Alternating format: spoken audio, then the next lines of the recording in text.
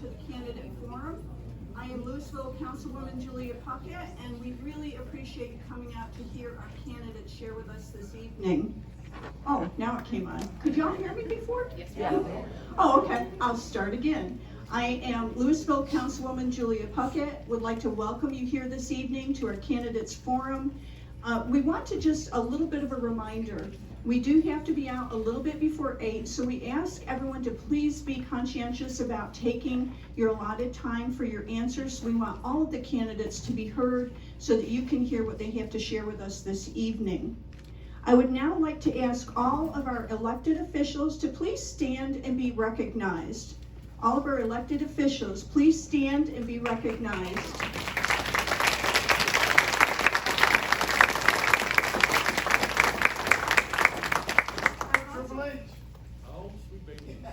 I would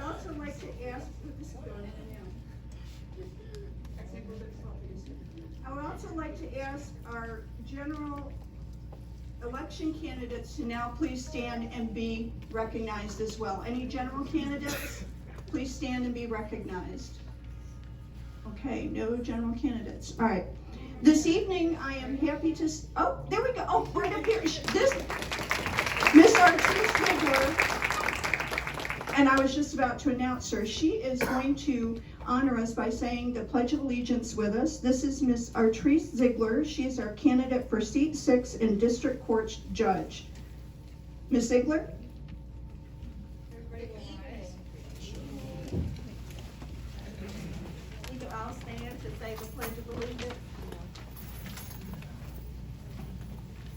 I pledge allegiance to the flag of the United States of America and to the republic for which it stands, one nation, under God, indivisible, with liberty and justice for all. Thank you all, and I am Artrice Ziegler. I am a candidate for District Court Judge, Seat 6. I will be on your general election ballot on November 5th. I would ask for your vote. Thank you.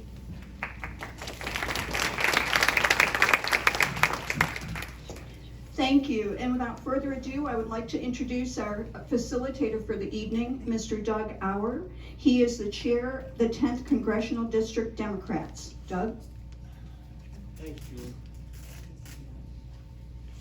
Again, thank everybody for coming out today.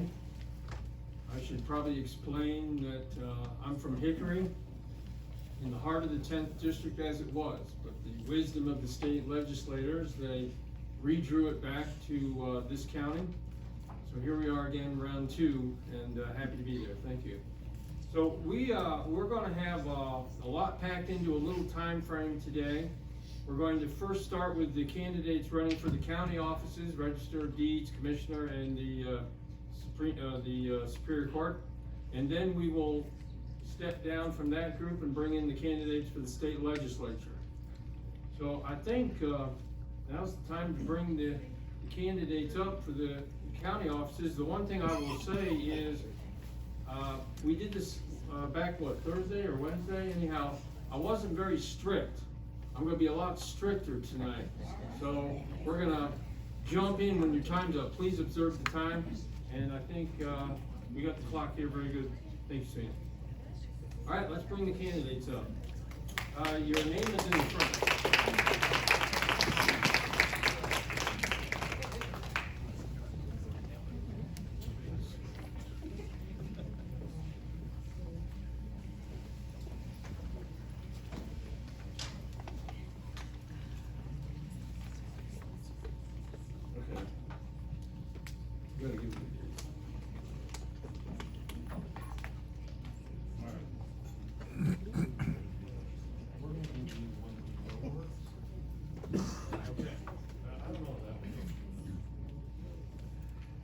Okay, so I think I have a mic up here. All right, we're going to start from right down to the left. If you would introduce yourself and the office for which you're running. I'm Brittany Bailey, and I'm running for Forsyth County Register of Deeds office. I am a native of Winston-Salem, Forsyth County. I've lived here all my life, and I graduated from Winston-Salem Forsyth County Schools. I was going to do an introduction and come back. You're going to have 90 seconds for your intro. I am Lynn Johnson. I am the current Register of Deeds. I am Lori Farrington. I am not Valerie Brockenborough. I am a representative of her. Hi, I'm Curtis Fentress, candidate for County Commissioner District B. Hello, I am Kendall Fields, a candidate for County Commission District B. I'm Marcy West, candidate for County Commissioner, District B. Good evening, I'm Shauna Alexander, candidate for District Court Judge, seat 10. Good evening, I'm Lauren Tuttle. I am also a candidate for District Court, seat 10. Okay, I got this one working now. We had a little trouble with this, it's operator error, the machines are fine. Okay, we're gonna ask you to do 90 seconds, sort of introduce yourself and hand the microphone down after you're done. Brittany Bailey, and like I said, I'm a native of Winston-Salem. I'm a graduated from Winston-Salem Forsyth County Schools, and I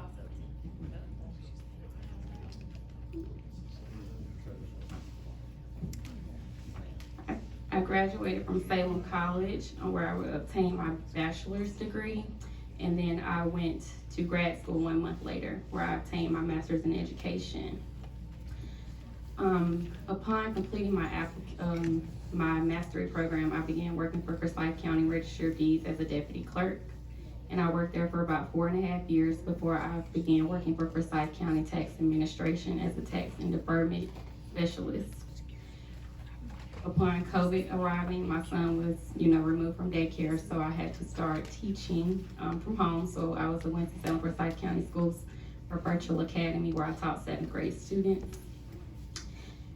My contract was terminated early because most kids went back to their home schools and they were no longer needing Virtual Academy services, so I decided to obtain my NC broker's license. I became a realtor, and I am a current realtor with Keller Williams Realty Elite. I'm a current member of the Winston-Salem Realtor Association, and I am an advocate for education and affordable housing.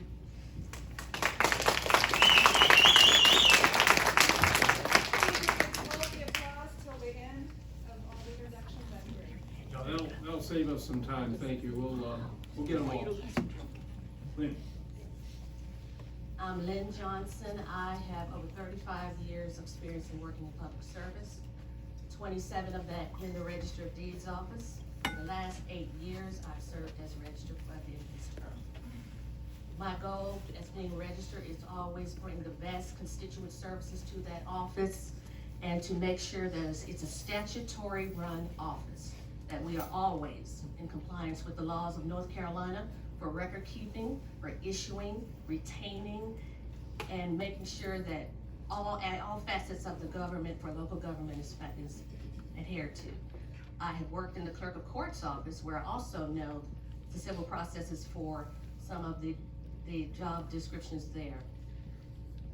My goal is to always make sure that when we and staff are issuing, recording, filing, retrieving public record documents, that we add a little bit of customer service to that. A lot of times a local government office gets a bad rap. We've had many compliments about we're not the DMV, because customer service can and should go along with any of the recording aspects for local government. I would appreciate to continue to work in the Register of Deeds office. We have several projects underway that will bring more focus to our land records and our issuance of those records, where the public can have more access to these records on a broader scale. Thank you very much. Now we turn to the county commissioner candidates. Hi, I'm going to read a statement from Valerie. It says, "Hi, I'm Lori Farrington, and I'm here on behalf of Valerie Brockenborough, who's running for County Commissioner District B. She apologizes that she can't be here tonight. As a successful entrepreneur and small business owner for 20 years, Valerie has learned to adapt quickly to the changing needs of her business. Since our county's needs change daily, she'll bring that capacity to adapt, that nimbleness, to her role as County Commissioner. As a mom of 3 with 1 child still in high school, Valerie has been actively advocating for public schools for several years now. She's running because she believes we deserve a new generation of county leaders. Leaders like her and her running mates, Kendall Fields and Marcy West, who are relevant. Valerie believes you deserve county commissioners who demand that our General Assembly fully fund our public schools. Our county is now faced with how to make up for what the state should be providing. You deserve a plan to address the pressing housing crisis. Unlike many other counties in North Carolina, ours currently has no plan. You deserve a county that's not third from the bottom nationally for upward economic mobility. And Valerie passionately believes you deserve a county where your life expectancy doesn't vary by at least 10 years based on your zip code. In short, you, all of us in Forsyth County, deserve better. Thank you. Thank you. Curtis? I'm impressed, you're right on time with reading, that's great. Curtis Fentress, candidate for County Commissioner District B again. I'm very excited to be here. I think this is a fantastic turnout. This is exactly the type of energy we need to win in November, and that's what we're here to do as Democrats, as elect candidates who are going to be here as the Democrats on the ballot in November to win. So, I am a 39-year-old resident of Winston-Salem. I'm a graduate of Winston-Salem Forsyth County Public School System, Brunson Elementary, Haynes Middle School, and Mount Tabor High School, class of 2003, go Spartans. And moved back here with my wife, Laura, who's here tonight, when I was 35 years old, because Winston-Salem and Forsyth County is a fantastic place to live, and I hope you agree, right? We need to keep it that way. We need candidates for this race who are gonna win in November. We have not had a Democrat in this office since the office was constituted. Okay, so think about that. When you're making a voting decision in this primary, you're voting for candidates who are going to win in November and bring the energy and the resources needed to support our kids. And that's what the county commissioners do, is they support our kids. The number one line item in a $500 million budget is going to the Winston-Salem Forsyth County school system. And we have a system that is a public system for some and a semi-private system for others. And what we're gonna do is we're gonna make it a public system for all. We're not gonna let that happen. We're gonna bring resources for our kids. And we need Democrats to win in November to be able to do that. Thank you. Kendall? Hi. Once again, I'm Kendall Fields, one of the candidates for County Commission District B. I was born in Forsyth County. I was educated in Forsyth County, and for the last decade, I've been an educator for Forsyth County Public Schools. I currently teach at Parkland High School, where I've been since I moved back from college. I graduated from Mount Tabor as well a few years past Kurt, so I second the Go Spartans. In my capacity as a teacher, I have been a coach, I have been a classroom teacher, I have mentored new teachers, I have written curriculum for the district. If you have kids or grandkids taking civics literacy right now, I'm sorry, I wrote the curriculum for them. If they hate it, that's on me. I believe that this county needs to be working more with our local governments, both the city of Winston and our other municipalities, to address the pertinent issues facing our county. That includes housing, and of course that includes education, and making sure that we have an educational system that is equitable for everybody.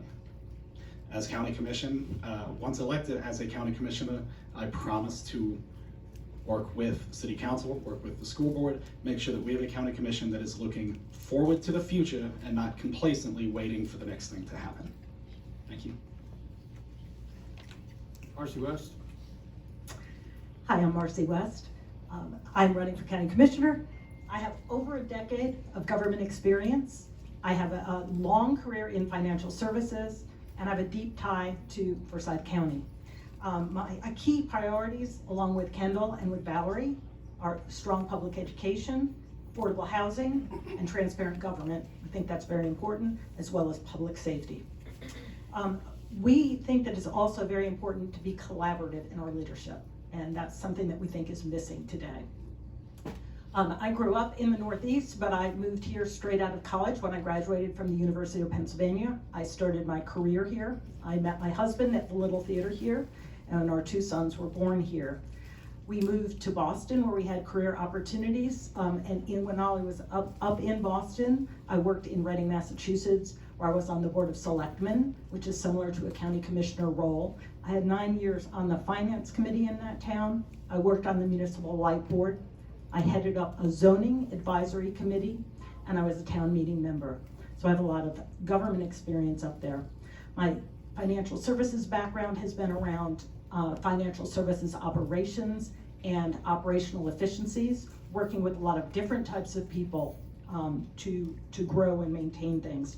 So my background, I've had to work with a lot of different kinds of people with different perspectives to come together, to come up with a good strategy to move forward, and I think that's something we need in the community. Thank you. Can we pause for just a minute? There are a handful of seats. If some of the folks in the back want to come up, I think there's 1 here, 2, 3. There's a little cluster over here. The neighbors are friendly. We're all Democrats. Okay, sorry to interrupt. Good evening. I am Shauna Alexander. I'm a candidate for District Court Judge Seat 10, as I stated earlier. I'm a practicing attorney here in Winston-Salem. I grew up, was born and raised here, and attended public schools. I graduated from East Forsyth High School. I graduated from Wake Forest University with a degree in politics. I graduated from North Carolina Central University Law School. I graduated from Winston-Salem State with a degree in nursing. So I am a licensed practicing attorney as well as a licensed practicing RN. I have served in Winston-Salem with a small practice where my services have been available and affordable to our local citizens.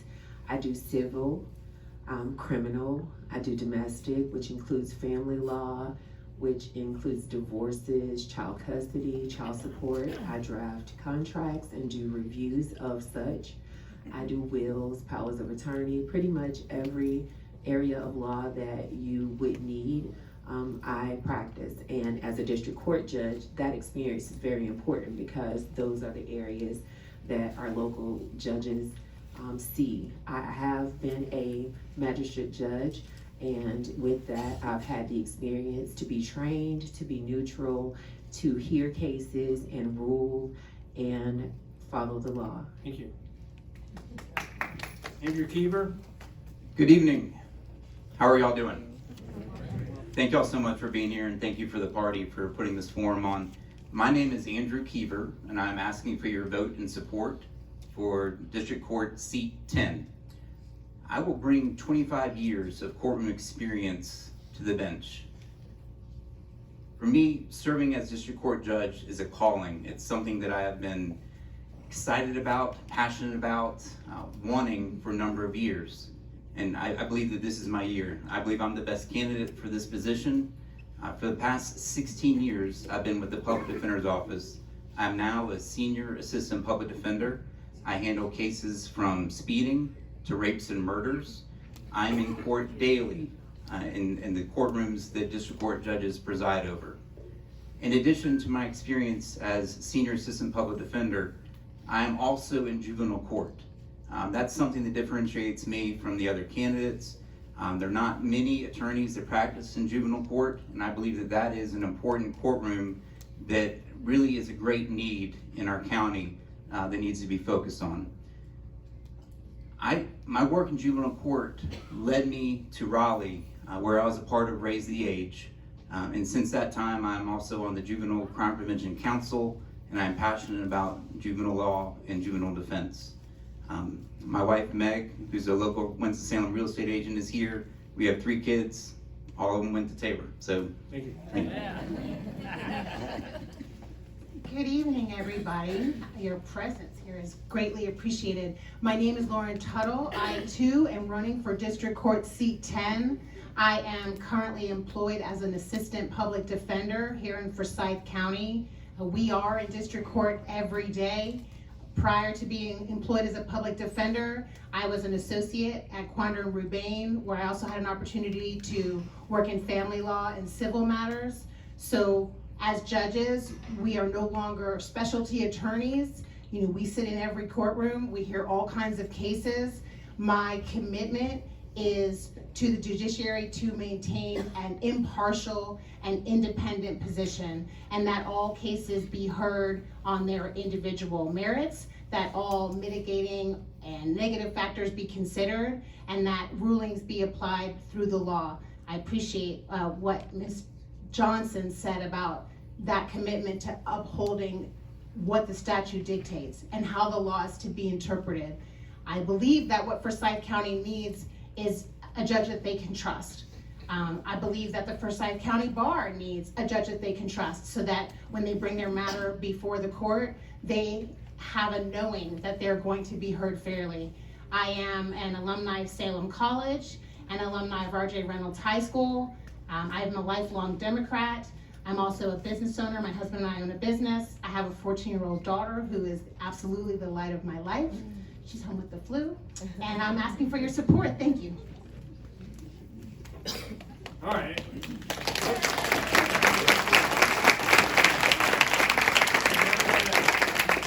Okay, we're going to have 2 questions for the Register of Deed candidates, and then we kind of keep that rolling down. Oh yes, we're going to need that. All right, question number 1. What do you believe are the most pressing issues facing the Register of Deeds office, and how do you plan to address them if elected? I believe that some of the pressing issues that the current Register of Deeds office is facing is that it's outdated.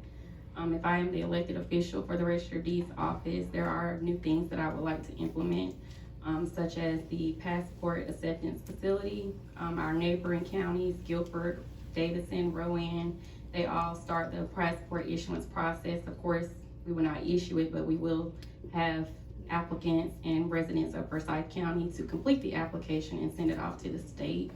I also believe that some of the software that is used in the Register of Deeds office seems to be a little outdated. Being that I'm a current realtor, I'm constantly looking up deeds of trust, making sure that things are right before I go on a listing appointment. So updating software, getting updated to our neighboring and top 5 counties such as Wake and Mecklenburg is what I plan to do if I am elected. Thank you. I forgot to mention, 60 seconds on all the questions. Thank you. Unless I change it. Oh, yes. What do you believe are the most pressing issues facing the Register of Deeds office, and how do you plan to address them if elected? Well, because the Register of Deeds office, like I stated before, everything about the Register of Deeds office is governed by North Carolina General Statute. There are no, because we're not a private company, there are no ways to update software. All the software that we currently run on is regulated through North Carolina NCAR, the state of North Carolina. Since I have been elected, I have implemented several constituent programs and services to benefit the citizens of Forsyth County. With regard to passport agency, the Register of Deeds office does not issue passports because we have so many local entities in the city that right now that issue those records. We have Wake Forest, Winston-Salem State, post offices, and all the counties around us. Going forward, I have already instituted services whereby you can receive records out of county now. Those services were not in place prior to me becoming a register. Register of Deeds office is not a place where you can just willy-nilly say, let's update software. Thank you. Hang on to the mic, because you're going to be the first answer to the next question. You ready? Can you outline your experience or give an example of an initiative you have implemented in your career that would demonstrate your ability to effectively lead the Deeds office?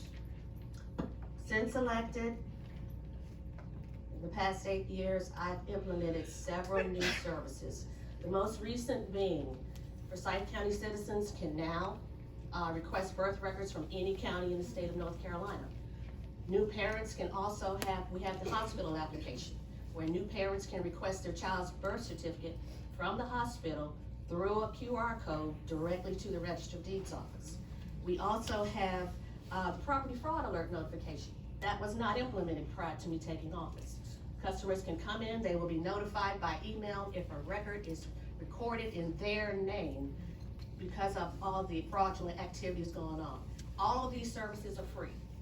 all of these services are free, and welcome to the public. The goal is always to record our records accurately, protect these records, make sure they're secure and accessible to all Forsyth County citizens.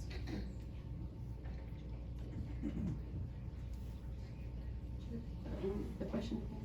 Can you outline your experience or give an example of an initiative you have implemented in your career that would demonstrate your ability to effectively lead the deeds office?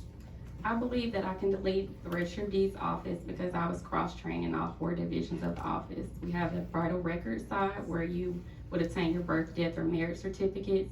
And then we also have the real estate recording, and we also have scanning and indexing. I have been cross-trained and worked in all 4 of those divisions during my time frame there. I have helped many families during Trump's administration. There was a lot of immigration going on with deportation. I have helped file several amendments and legitimations to help keep families together and not separated. So upon me leaving the Register of Deeds, it was by choice for growth because I had outgrown that place, but now I feel like I have the experience and the education to go back and become the Registrar of Deeds. So that's my experience, and I feel like I can continue to grow and implement new changes to the Register of Deeds office. All right, thank you. Hang on to that. Pass that, if you would, to the first county commissioner candidate. And the way this is going to run, you're going to hand it down. It's going to come back on the next question. And you have 3 questions. Ready? All right, number 1. Forsyth County faces various challenges, including economic development, healthcare access, affordable housing, and education. What strategies or policies do you propose to address these issues? Personally, obviously, I cannot answer specifically for Valerie, but I do know that she is a strong advocate for public education in Forsyth County because as a public school teacher myself, she has worked with us tirelessly to implement different renovations for underprivileged schools. She has worked tirelessly with educators themselves to provide things that we are needing in classrooms that are not given to us via federal or state funding. She has also worked with us to rally with the county, against the county commissioners, I should say, to ask for more funding in our budgeting for the school system. And so I know personally, because of my interactions with her, she focuses a lot of her energy in working for the public school system of Winston-Salem Forsyth County Schools to become a leader in the progress towards change for the General Assembly to afford more money in our budgets. Thank you. I think all of us would agree that we have resource challenges. We definitely have resource challenges. You walk in a lot of schools and see that. You can walk in a lot of the affordable housing and see that, right?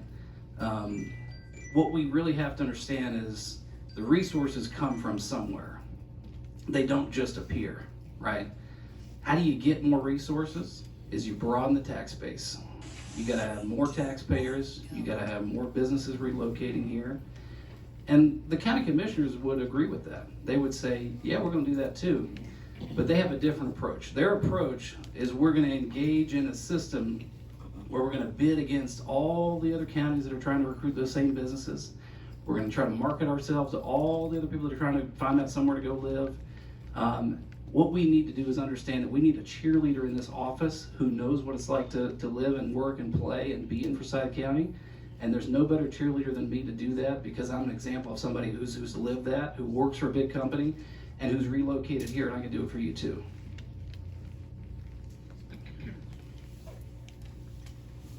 Our county commission, as I said during my opening statement, is very short-sighted. The Journal today had an article about the new Callidium and how the county commission wasn't long-term thinking and how developing that business cost more money than it would have cost to just move the library there.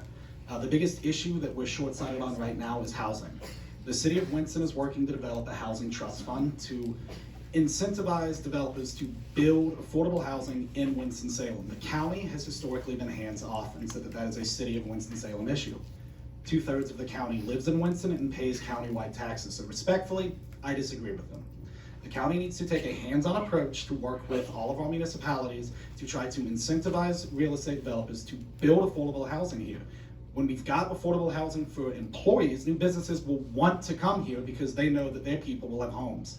Or students will have homes that they can stay in, and they're not worried about where they'll be sleeping at night if their families can afford it. Now, teachers need affordable housing so that they have the resources they need to effectively teach. Thank you.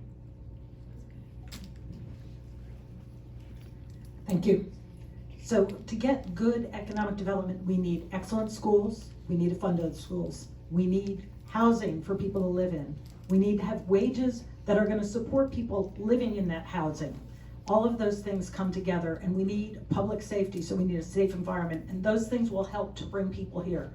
Once we have some people that, companies that we've gone out, I think that Kurt's right, we should be going out and seeking companies that we want to have come move here, ones that are going to fit into our community, that are going to be smart economic growth. That's what we mean by smart economic growth. We want to make sure that if we're doing any incentives, those incentives actually incent them to do the things we want them to do, like provide a certain number of jobs and stay here for a certain number of years.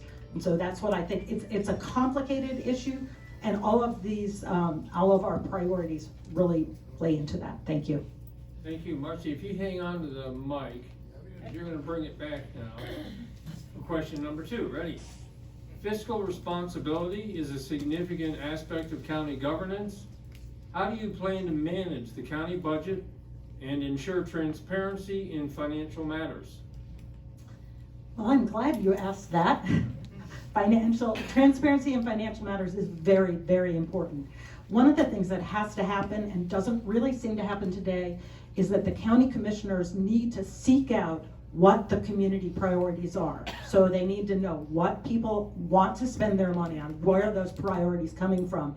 And for example, the housing, the most important priority in the Forward 2024 survey, which is meant for planning ahead, housing comes out number 1. So if the county commissioners are saying, we're gonna leave that to the city council, they're really not on board with what things need to happen. The meetings that they have happen at 2 o'clock on Thursday afternoon. That needs to change. Most people cannot attend them. And in terms of looking at the budget, I have many years of financial service, both in career and government, and I have the skills to be able to do that. Thank you. So, like Marcy said, the biggest issue with transparency from the county government is that they meet at 2 o'clock on Thursdays. The number 1 question I've been asked by anybody when I said I'm running for county commission is, oh, have you been to their meetings? And at 2 o'clock on Thursdays, 4th block is beginning, so I'm a little preoccupied, which I think is the case for most people.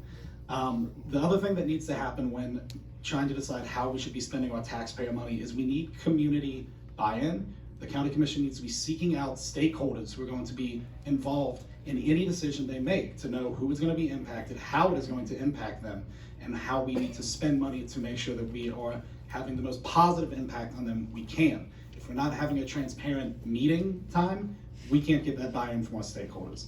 That's the number 1 thing that has to change, and the first thing that will change when we get a Democrat into office and we take the majority.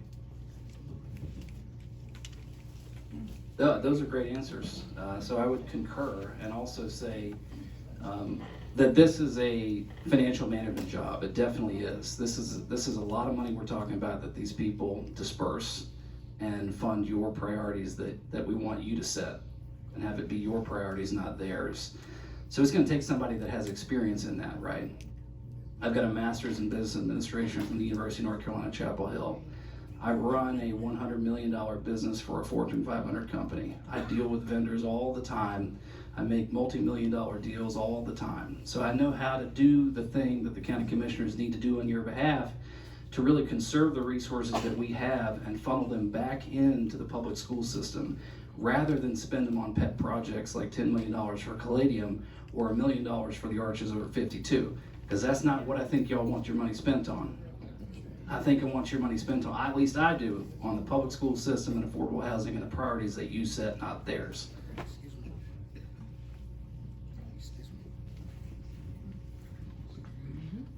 I will speak to what I know of Valerie and what I would assume would be similar to her response, but of course she could speak for herself a lot better. In the fiscal accountability, she has spoken to the lack of transparency of our county commissioners, which is intentionally by the meeting times that are set. Obviously, you cannot have your constituents show up when your constituents of a county that exists primarily of working families are at work. And so it's easier for the Republicans in the county commissioners that sit and make a lot of loud decision making for them to have anything that they want to be passed through to happen when the working families of our county cannot be there to counteract that. Valerie runs her own business that she started on her own, and she is a successful business owner, and it is a sustainable product that is intended for use throughout time. And so she is obviously also in line with making the accountability for things that are sustainable in Forsyth County moving forward. Thank you. Now you can hang on to the mic. You can remain standing. I'm to sing. All right, question number 3 for the county commissioner candidates. Forsyth County, like many areas, has diverse communities with different needs and priorities. How do you plan to represent and address the concerns of all residents, including those from underserved or marginalized populations? Again, speaking for Valerie. I know that Valerie lives in a neighborhood that may not primarily appear as if it is a diverse neighborhood. However, her goal in her heart is to work with people throughout our county to find any place in which she feels as if there is some area in which she can fill a gap. I know that that is her heart. And so because I've worked with her in public schools, obviously you know the goal of public schools is to serve all children to the best of the abilities, no matter where they come from and what those needs entail. And so in knowing all of that and knowing that she has allowed me to speak for her, hopefully that gives the rest of our constituents the idea that she is willing to have a seat at the table with anyone about any needs from any portion of Forsyth County. Thank you. Thank you. Same question? Yes, sir. Okay, no, it's a great question. And, you know, I can talk about myself. I'm a volunteer with Winston Starts. I'm a volunteer with NC Fusion Youth Soccer. I'm a member of St. Paul's Episcopal Church. We do a lot of good charitable work in the community. But really, one of the smartest things that anybody can say is, I don't know. It really is. And I'm smart enough to say that I don't know everything. So what I'm going to do if you elect me as your county commissioner is I'm going to seek out the answers and the collective wisdom of the citizens of Forsyth County.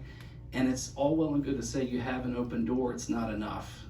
You got to go to where your door is rather than ask you to come to my door. And that's what I'm going to do in office is I'm going to go to your door. I'm going to go to the community centers. I'm going to go where you are and hear what you have to say and seek out what you know that I don't know, because it is one of the smartest things you can say.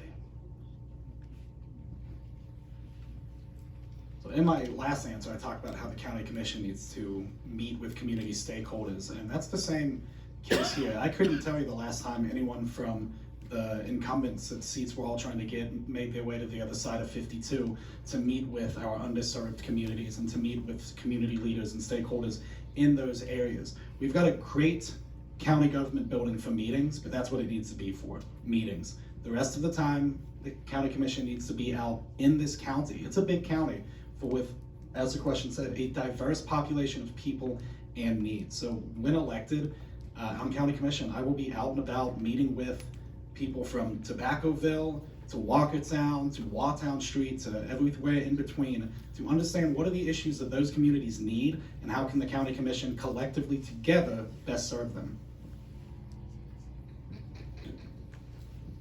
All right, so I think this question's already been answered, really. I agree with everybody here. I do think it's very important that we are reaching out and talking to stakeholders, meeting with people who are in the communities, who know what those issues are. We know that there are definitely equitability issues, justice issues, and we need to look at what those are, identify what those gaps are, and make a plan to fix those So not easy to do, but something we definitely have to take a stab at. And as Kurt said, I don't know those things. I need to talk to people who do. There are a lot of organizations though that are excellent and they do know what things need to be done. They have suggestions and we can, as county commissioners, be working with them. Thanks. All right, thank you, and hang on to the mic and pass it one to your left. Thank you. We're now going to have 2 questions for the district court judge candidates. And we'll start with number 1. District court handles a wide range of cases, including civil, criminal, juvenile, and family matters. What steps will you take to ensure fair and impartial treatment of all litigants who appear in your courtroom, regardless of background, so they feel respected and heard? In every courtroom, each judge is charged with remaining neutral, listening to the facts of the case, and applying the law as it has been set out by our legislature. I have served previously as a magistrate judge, and in that capacity, I was trained at the School of Government. And during that process, we are taught to put our feelings aside, to be neutral, to be fair, to listen, and to make sure that we are making a ruling based on the law and not our feelings or how we wish the law appears. So I would follow those steps and I would be sure to try to reach a just decision each time someone appears before me.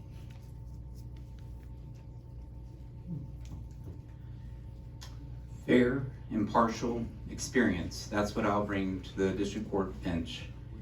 I was thinking about this the other day. I think I'm the only candidate, and I'm really the only one in the county that has had the experience of, number 1, searching a probationer's house, following the orders of the court for warrantless searches, and then several years later, defending a probationer in district court who is charged, or the allegations of violation are that they had some things in their house that they weren't supposed to.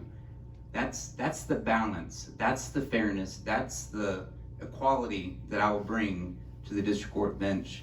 I'm an excellent listener, I'm patient, I don't lose my temper, and I operate this very stressful job of public defense with poise and patience, and that's what I'll bring to the bench. Thank you.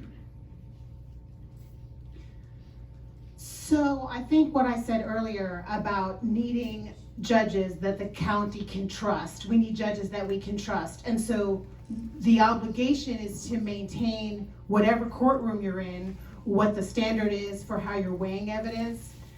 In criminal court, it's beyond a reasonable doubt. In other courts, it may be a different standard, but it has to be held up every time. So as public defenders, it is a very stressful job. It is a very challenging job, but it's also a very rewarding job. And we do see a big cross-section of the citizens of Forsyth County. So there is an inherent training in learning how to meet people where they are, in being a good listener, in paying attention to the facts. And so I think that the obligation will always be to uphold what the canon speaks to, which is to maintain an independent and impartial judiciary. All right, thank you, Lauren. If you would hang on to the mic, we're going to go to question number 2. What values or principles guide your judicial philosophy, and how do you plan to apply them in your decisions on the bench? I think that one of the reasons that I am seeking this office is that my fundamental sort of core is to be of service. And I see a judicial seat as an opportunity to elevate my level of service to my community. And the tenets about being impartial and being independent, I think those are a must. They're crucial. There's no substitute for that. There has to be equity. And I think that as a human being, I live a life where, again, as I said, I try to meet people where they are. I try to put myself in their shoes. I try to understand what it would be like to live a day in their life. And I think that as judges, when I'm elected, I'll be able to sort of apply a lifetime's worth of experience in being open-minded and letting people tell their whole story and then applying the law appropriately to render a fair verdict.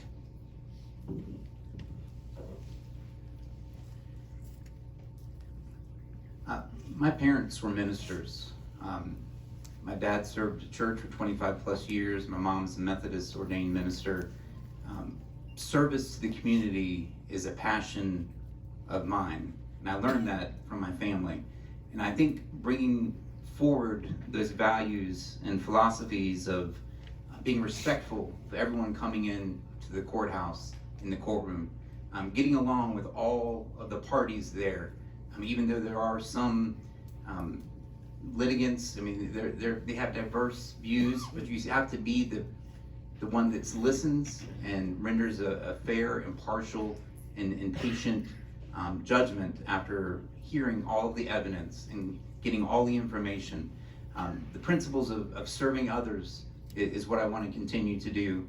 I've been doing that as a public defender, and I believe that the Forsyth County District Court Judge position is the next step for me. Thank you.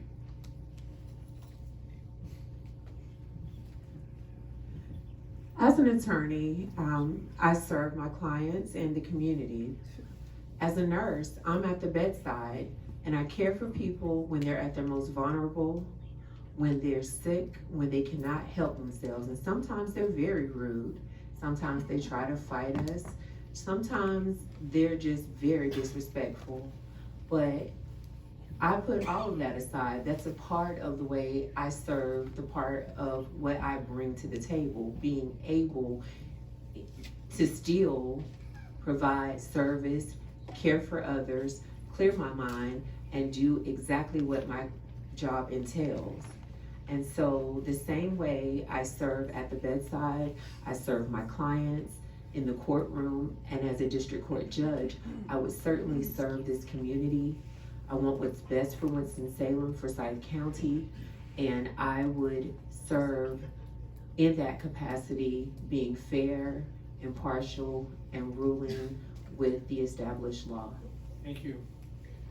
All right, we are moving along so much better than the other night when I wasn't so demanding of the time. I'm gonna add a question. All right, and we'll start with one. Okay. Can you share your legal background and experience that you believe prepares you for this judicial role? And now I'm gonna ad-lib. And how do you keep your personal politics out of your decisioning? Absolutely. My experience includes being well-trained at North Carolina Central University School of Law, coming to Winston-Salem and opening a general practice where I am a solo practitioner, which means that I had to hit the ground running. I had to make sure that I was sure of the law, that I followed that law, that I represented clients in that capacity. I have served in this role. I've been doing civil law, criminal law, domestic, every area of law, and in fact, juvenile, which I did before the Public Defender's Office existed in this county. And so I have done corporate law and pretty much every area. And as a magistrate judge, I have also been the person that after hours had to sign search warrants, had to decide whether to issue a bond or not. So I've had to make these tough decisions, and I do have that experience. Thanks, Sean. 25 years of diverse courtroom experience is what I will bring. I started out, I was a juvenile mentor in a rehabilitation program back in 1996. My first job when I moved to Winston-Salem because of my wife Meg was a probation and parole officer, as I mentioned earlier. So I was a probation and parole officer for 3.5 years for the state.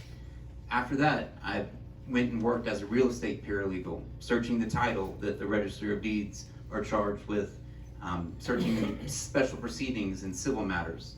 That made me want to go to law school. When I was in law school, I focused on family law, mediation, dispute resolution, and trial advocacy. First time out of law school, I was with Davison Hamrick doing civil litigation for 4 years. I was on the court-appointed list because I had a calling to serve. And then I joined the public defender's office in 2008. For the last 16 years, I am now a senior assistant public defender, and I am the head lead juvenile defender for our county. I'm sorry, could you repeat the question for me, please? Yes. Can you share your legal background and experience that you believe prepares you for this judicial role? And how do you keep your personal politics out of your decision making? Okay, thank you. So my legal background, well, first, I guess I need to say that I went to law school late in life. I have always had a service job, whether it be in hospitality or in retail, but I was afraid to go to law school because I knew that it would be hard. When my daughter was born, though, I didn't want to have to tell her that I really wanted this thing that I wanted to do, and I didn't do it because I was afraid. So when she was 2.5 years old, I started law school part-time. There was only a couple of options to go to law school part-time. I attended the Charlotte School of Law. First year, I drove like 600 miles a week. So I don't have the length of time experience, but I think that my life experience really, and my perseverance to go after this thing that I wanted, will serve me well as a judge. And I think that how you keep your political leanings out of it is that that's not what you're there for. That's not the job. And I'm committed to doing the job. Thank you. All right, again, we've got a little time, and I have another question for the county commissioner candidates. So if we could move the mic up. Okay, good. We're good? All right, here we go. Environmental sustainability is increasingly important. What steps do you plan to take to promote environmental conservation and address climate-related challenges at the county level? Thank you. That's an excellent question. I am not an expert on environmental sustainability, but I believe it is something that absolutely everybody needs to be working on, because this environment is changing, and it's not changing for the best. Our county commissioners need to be part of that discussion. It needs to be done in collaboration with the city council and with our state government, so that we can come up with plans that are going to help us to save energy, make things greener, and make those changes. So it's not something that I'm an expert on. As I said, we would go out and meet with the stakeholders that do have expertise on that and pull them in. Thank you.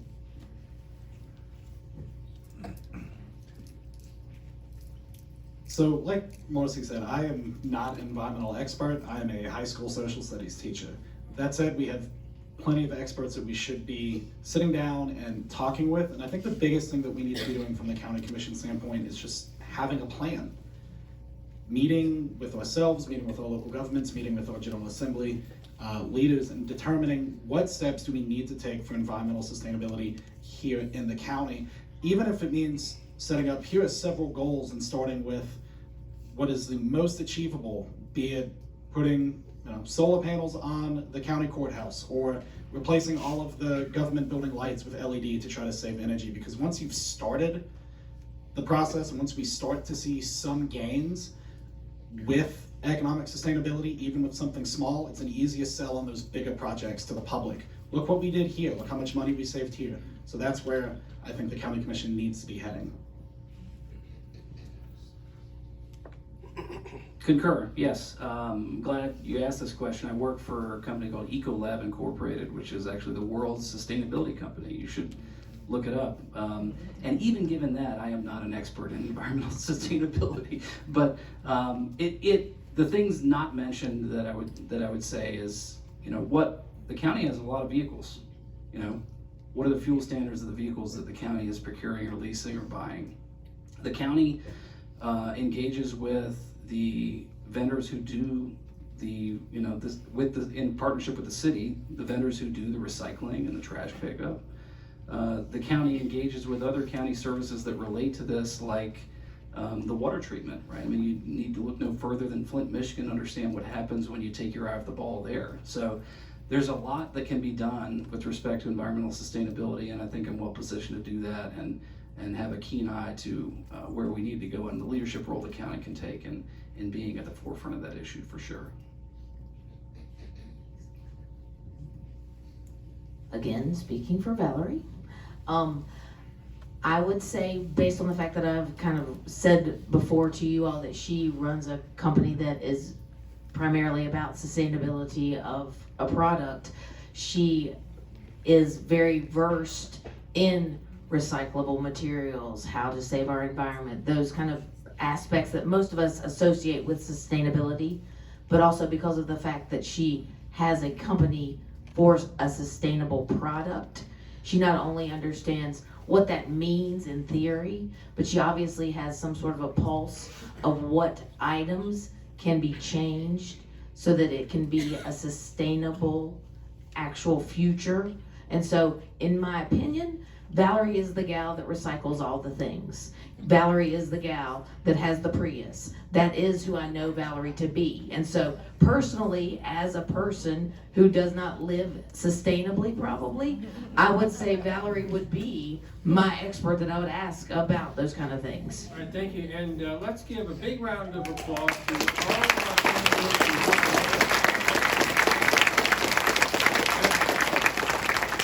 We're going to switch the table around. Thank you all candidates. This will take 2 minutes. Hand up, stretch, calisthenics. No jump.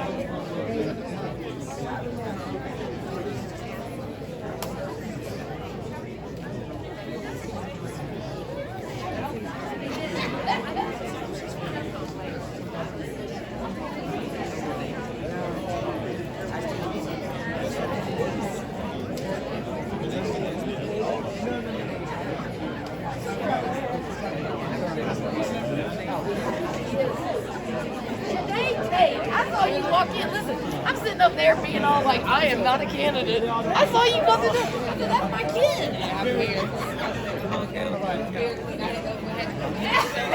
I think they're good fairies. That's me. It's good to see you. Yes, she's running, but she's in training. Oh, okay. Like she has a kid that's doing study abroad. Okay. And so she lives with her.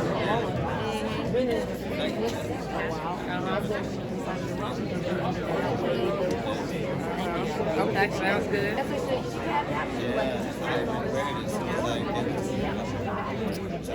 Okay. Right, absolutely. Yeah, look at, I didn't know, I was like, that was so crazy. Yeah. You smell good. You should have raised it. They try to get me to be the president. Why not? I would love that. Because I want to be great. I don't want to be great. And I want to be For 1 minute. yeah, I'm making a couple times. Right. So we're going to do the same thing. We're just going to walk down. Everyone's going to say hello, and then we'll come back and we'll have introductions that the candidates themselves will have 90 seconds. Also to point out, we will have 90 seconds on the questions, not 60 but 90. Actually, we're in the bonus round now. So are we about ready? Well, let's start off here, and if you just announce who you are and what you're running for, please, and then hand the mic down. I think it's on.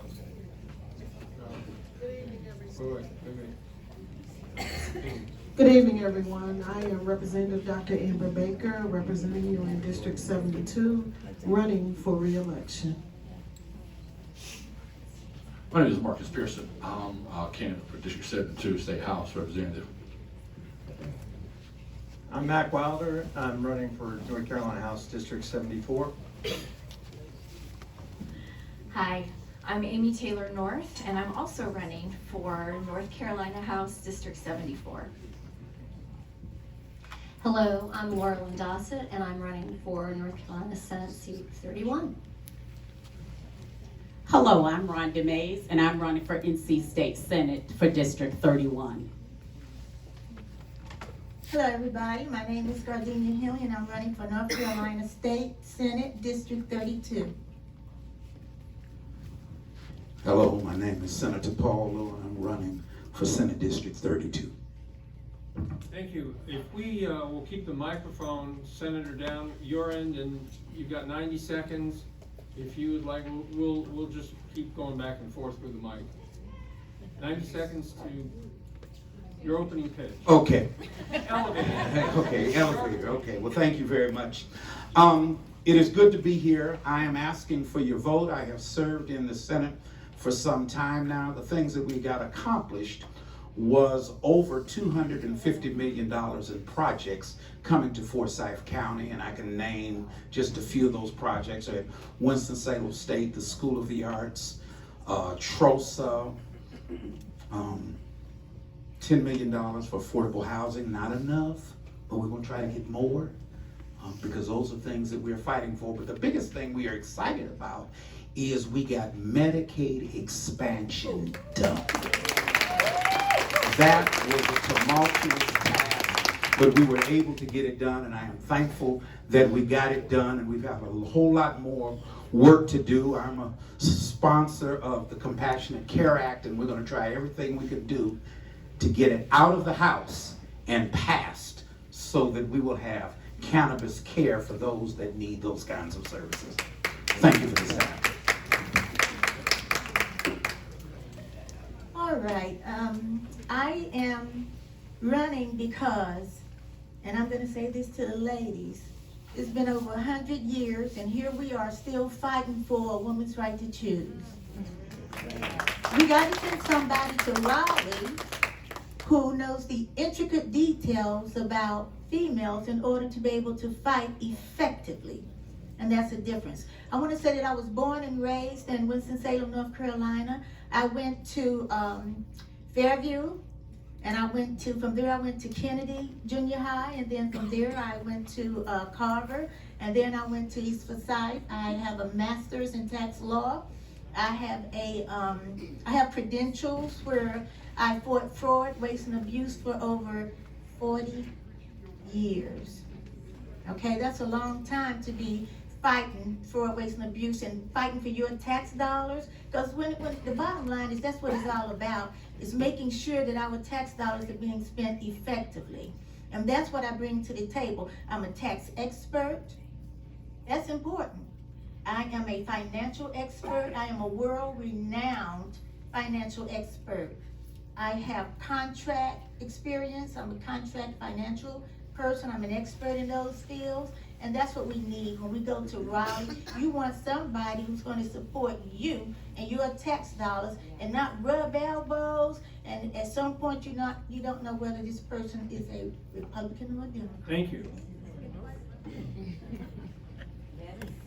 Hello again, I am Rhonda Mays. I'm a community advocate and an organizer. I've worked for the state of North Carolina as an educator for over 24 years. In my role as an educator, I've served as a school social worker. I've served as a behavior specialist. I have served as the family engagement director, as well as the lead graduation coach. And by the way, during my time as the lead graduation coach, Winston-Salem Forsyth County Schools experienced its highest graduation rate. I am a community person. I have served on a number of different boards throughout this community, working on issues such as housing, food insecurity, health care, and especially public education. I have been elected several times by the educators in Forsyth County as well as the state to represent them on the local as the full-time release president for Forsyth County Association of Educators, on the state as the region director, as well as on the national when I went to the National Education Association. I am a person who doesn't mind speaking up. I attend the school board meetings. I attend county commissioners meetings. I rally. I am involved. So if you want someone who's going to stand up and speak for you, vote for Rhonda Mays.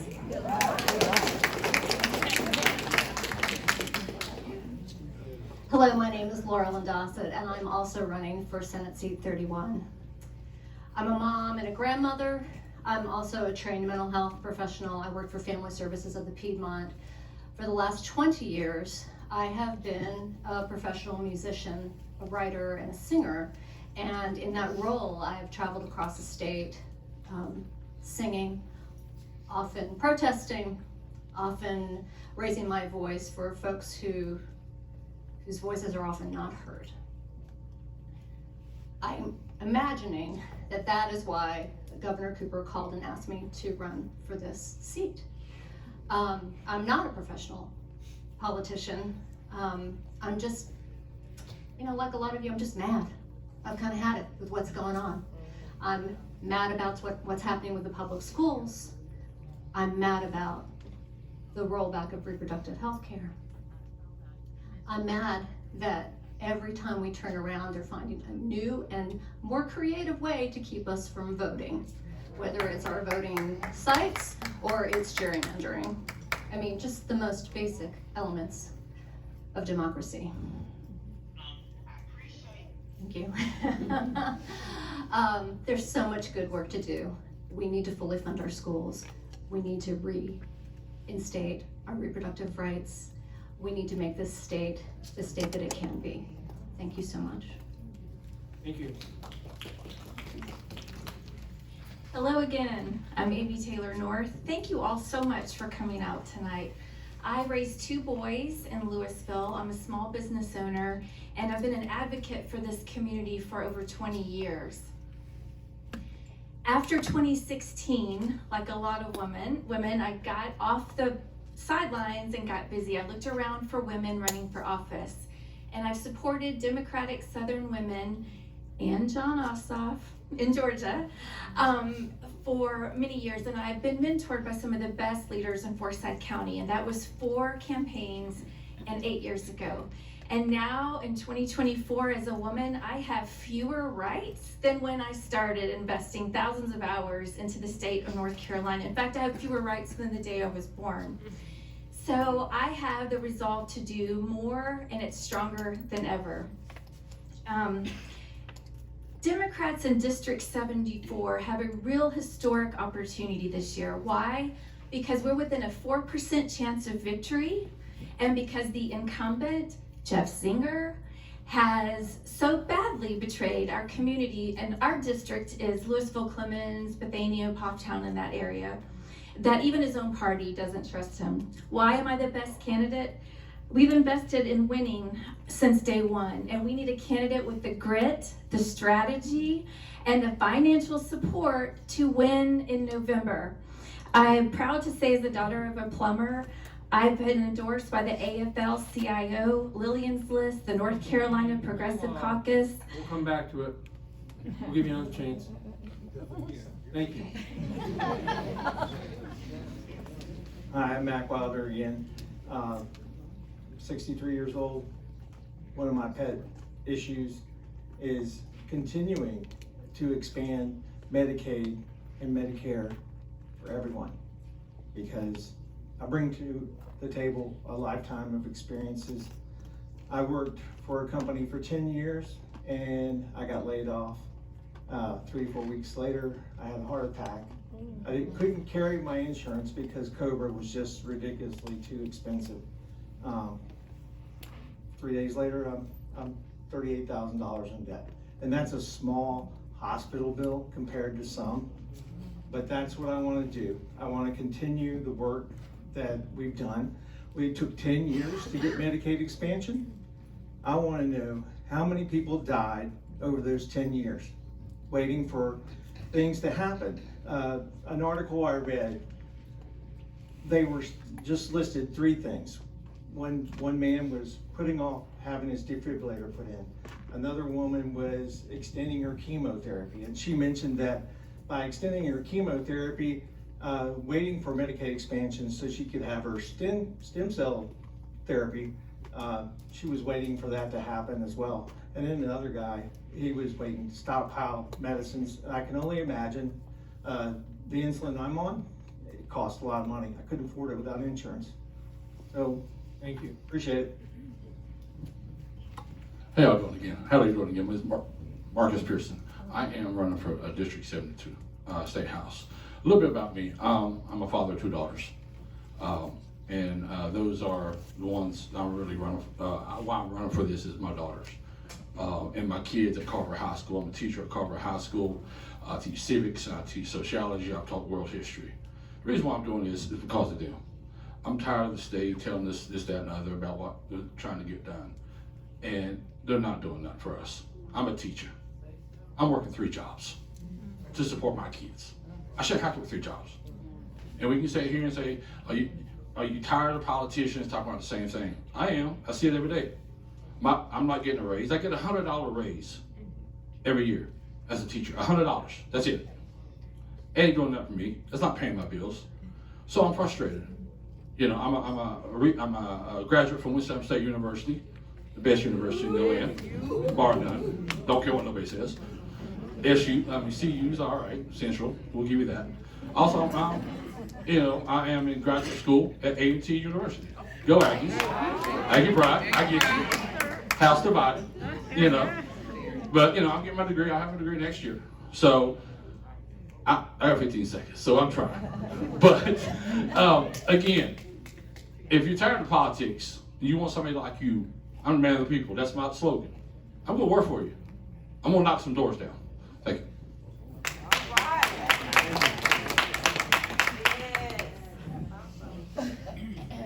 Good evening again, everyone. I am Representative Dr. Amber Baker, and I am an educator who moonlights as a politician. I have 28 years of experience in all areas of education. And my most recent assignment was the principal of Kimberly Park Elementary School, right down the street. So welcome to District 72. Please understand this, that as the principal in a highly impacted school and in the community that I live in, I got asked to run for this because I'm known as a fighter. I'm known as an advocate and a champion for people whose voices are not often heard in the room. And so when I accepted the challenge, the 2 things that I promised you was that I would fight, which I have and continue to do. They suspended debate on me 3 times because when I walk in that chamber, I'm educated on the issues, I understand the issues, and I'm prepared for the fight.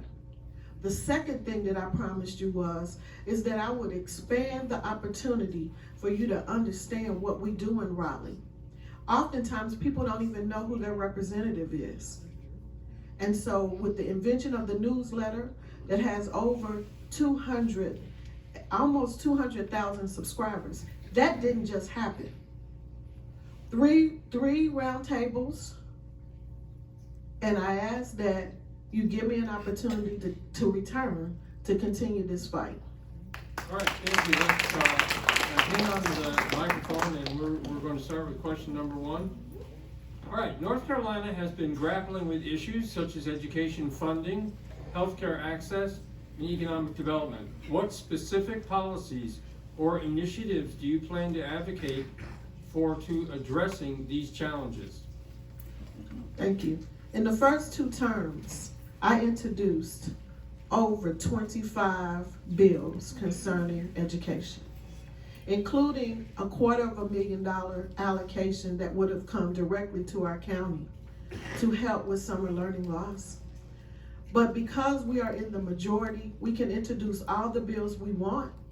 They will not go anywhere.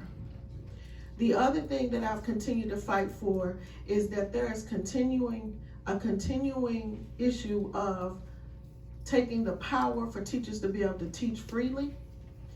And I fought vehemently on the floor against vouchers. And so again, those fights will continue. In terms of the other issues, I fought against criminalization of our young people in schools, where they introduced bills that would add SROs to schools and take the administrator's ability away to make the decision about what happens. So again, understanding that issue, have fought and debated on the floor against the reproduction rights, stood with the Democrats when we were able to stop them with the expansion of Medicaid expansion by tying the casino bill to it. So I am glad to have been a part of the Democrats when we used our power to uphold the veto. Thank you. Sir, repeat that question for me. Yes, okay. North Carolina has been grappling with issues such as education funding, healthcare access, and economic development. What specific policies or initiatives do you plan to advocate to address these challenges? Let's start with education. We need to stop vouchers. Plain and simple. You got hundreds of millions of dollars going to private schools. If you're in a private school, that's your choice. But if you're a private school, that should have private donors. We should not be spending state money to private schools. Okay. Plain and simple, cut and dry. We could use that $100 million in public schools, better resources, better officers. The one thing that me and Ms. Beck will disagree on is right here. We do need more SR officers. We don't need to depend on administration. I work at a school that administrations are friends with our students. That's got to stop. We need more SR officers. Why? Because that will show the students, hey, we can't do the same thing, because they're going to run to administrators and cry. We need somebody that's going to show the kids, hey, you can't get away with this no more. Our educators need to be paid more. How's the educators supposed to live off $30,000 a year? After taxes, you're looking at probably 25, 22? I can't live off that. Classified workers should be begging for $15 an hour. My mama is a classified worker in Wilkes County, in cafeteria. We should be putting them on payroll as a teacher. Not as a teacher, but a teacher's salary. So we can get better people to work in the positions. Plain and simple. That's and in charter schools, same thing. We just gotta stop. All right, thank you. Thank you. Back to healthcare, and I'm a little partial to military issues. I spent 4 years in the Marine Corps, and I was never in any conflict of any kind. I was lucky, and sometimes it pays to be lucky. But at the Marine Corps League, I asked Sean Reeves. He's a Purple Heart recipient. I have a daughter his age. And I asked him, what can we do? What can we do at the state level to make it better for our veterans? Right now, our suicide rate is, over the last 20 years, we've lost over 180,000 veterans to suicide. That's incredible. That's 2/3 of our active duty Marine Corps. And our homeless population. Veterans make up 7% of our population, but they make up 13% of our homeless population. We need to do something about that. And Sean said what we need bad that we can do in Raleigh is matching grants. Matching grants is the fastest way to get money out where it's needed. I also want to use matching grants for those ministries that take care of our citizenry, like Samaritan Ministries or Crisis Control. It shouldn't just all fall on our religious communities.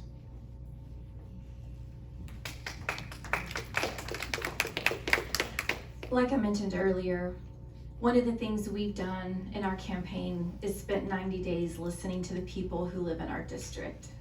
We know that the post-COVID economy is real. Our small businesses are suffering. They need a break on rental, their monthly rental to help succeed. And definitely what's already been mentioned, fully funding public schools. We know that even next year alone, we will lose $8 million in 1 year because school vouchers are being used, and I like to call it welfare for the wealthy.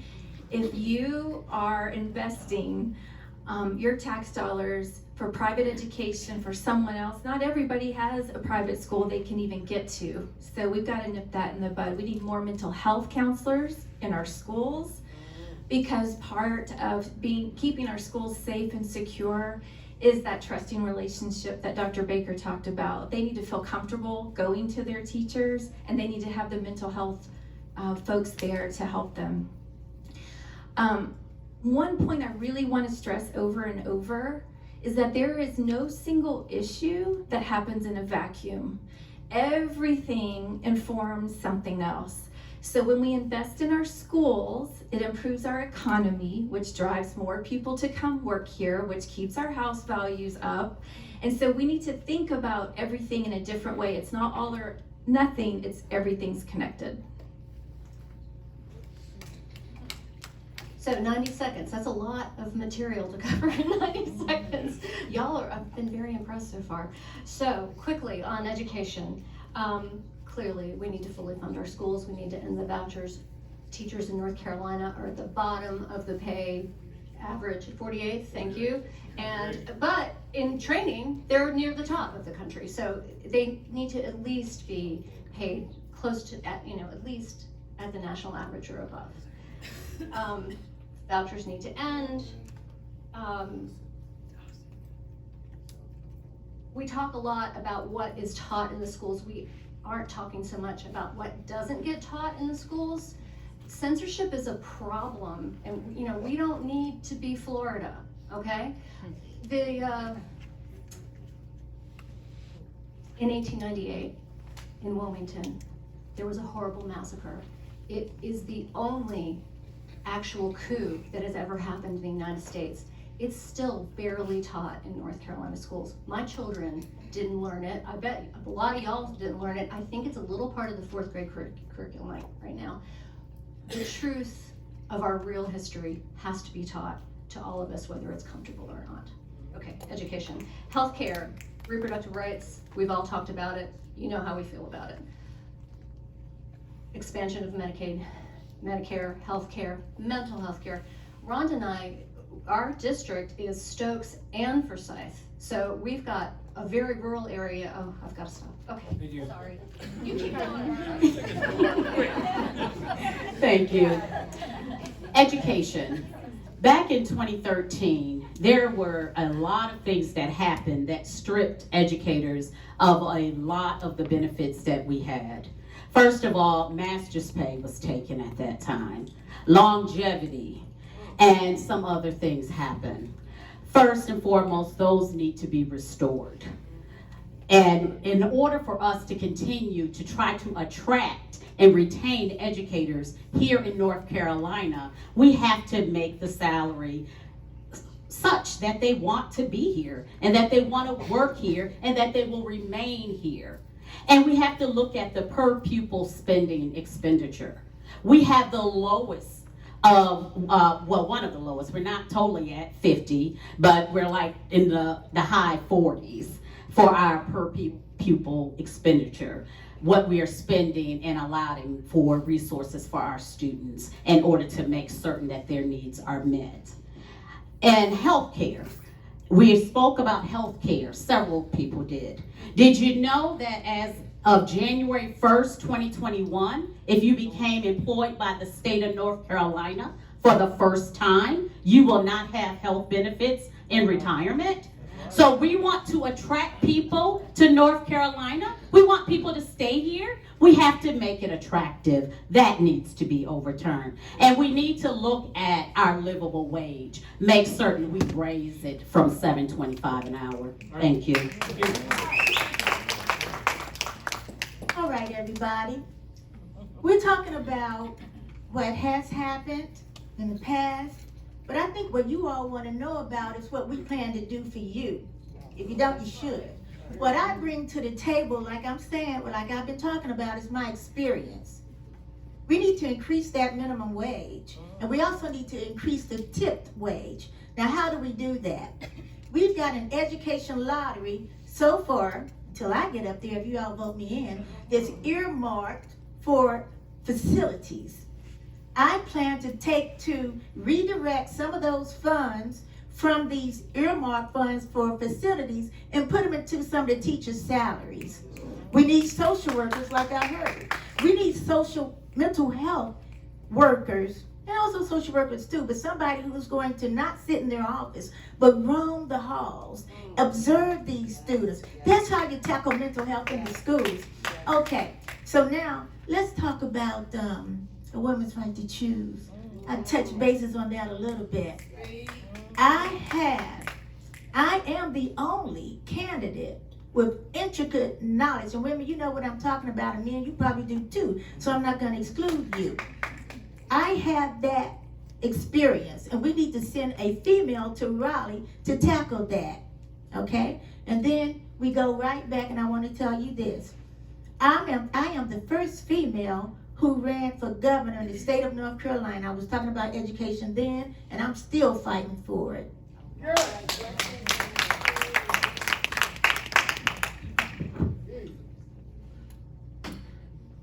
When we start talking about education, one of the first things that comes to mind, and we've heard over and over again, is this business about Leandro and Leandro funding, which talks about funding all levels of education, whether it be health care, whether it be behavioral science. It talks about funding all.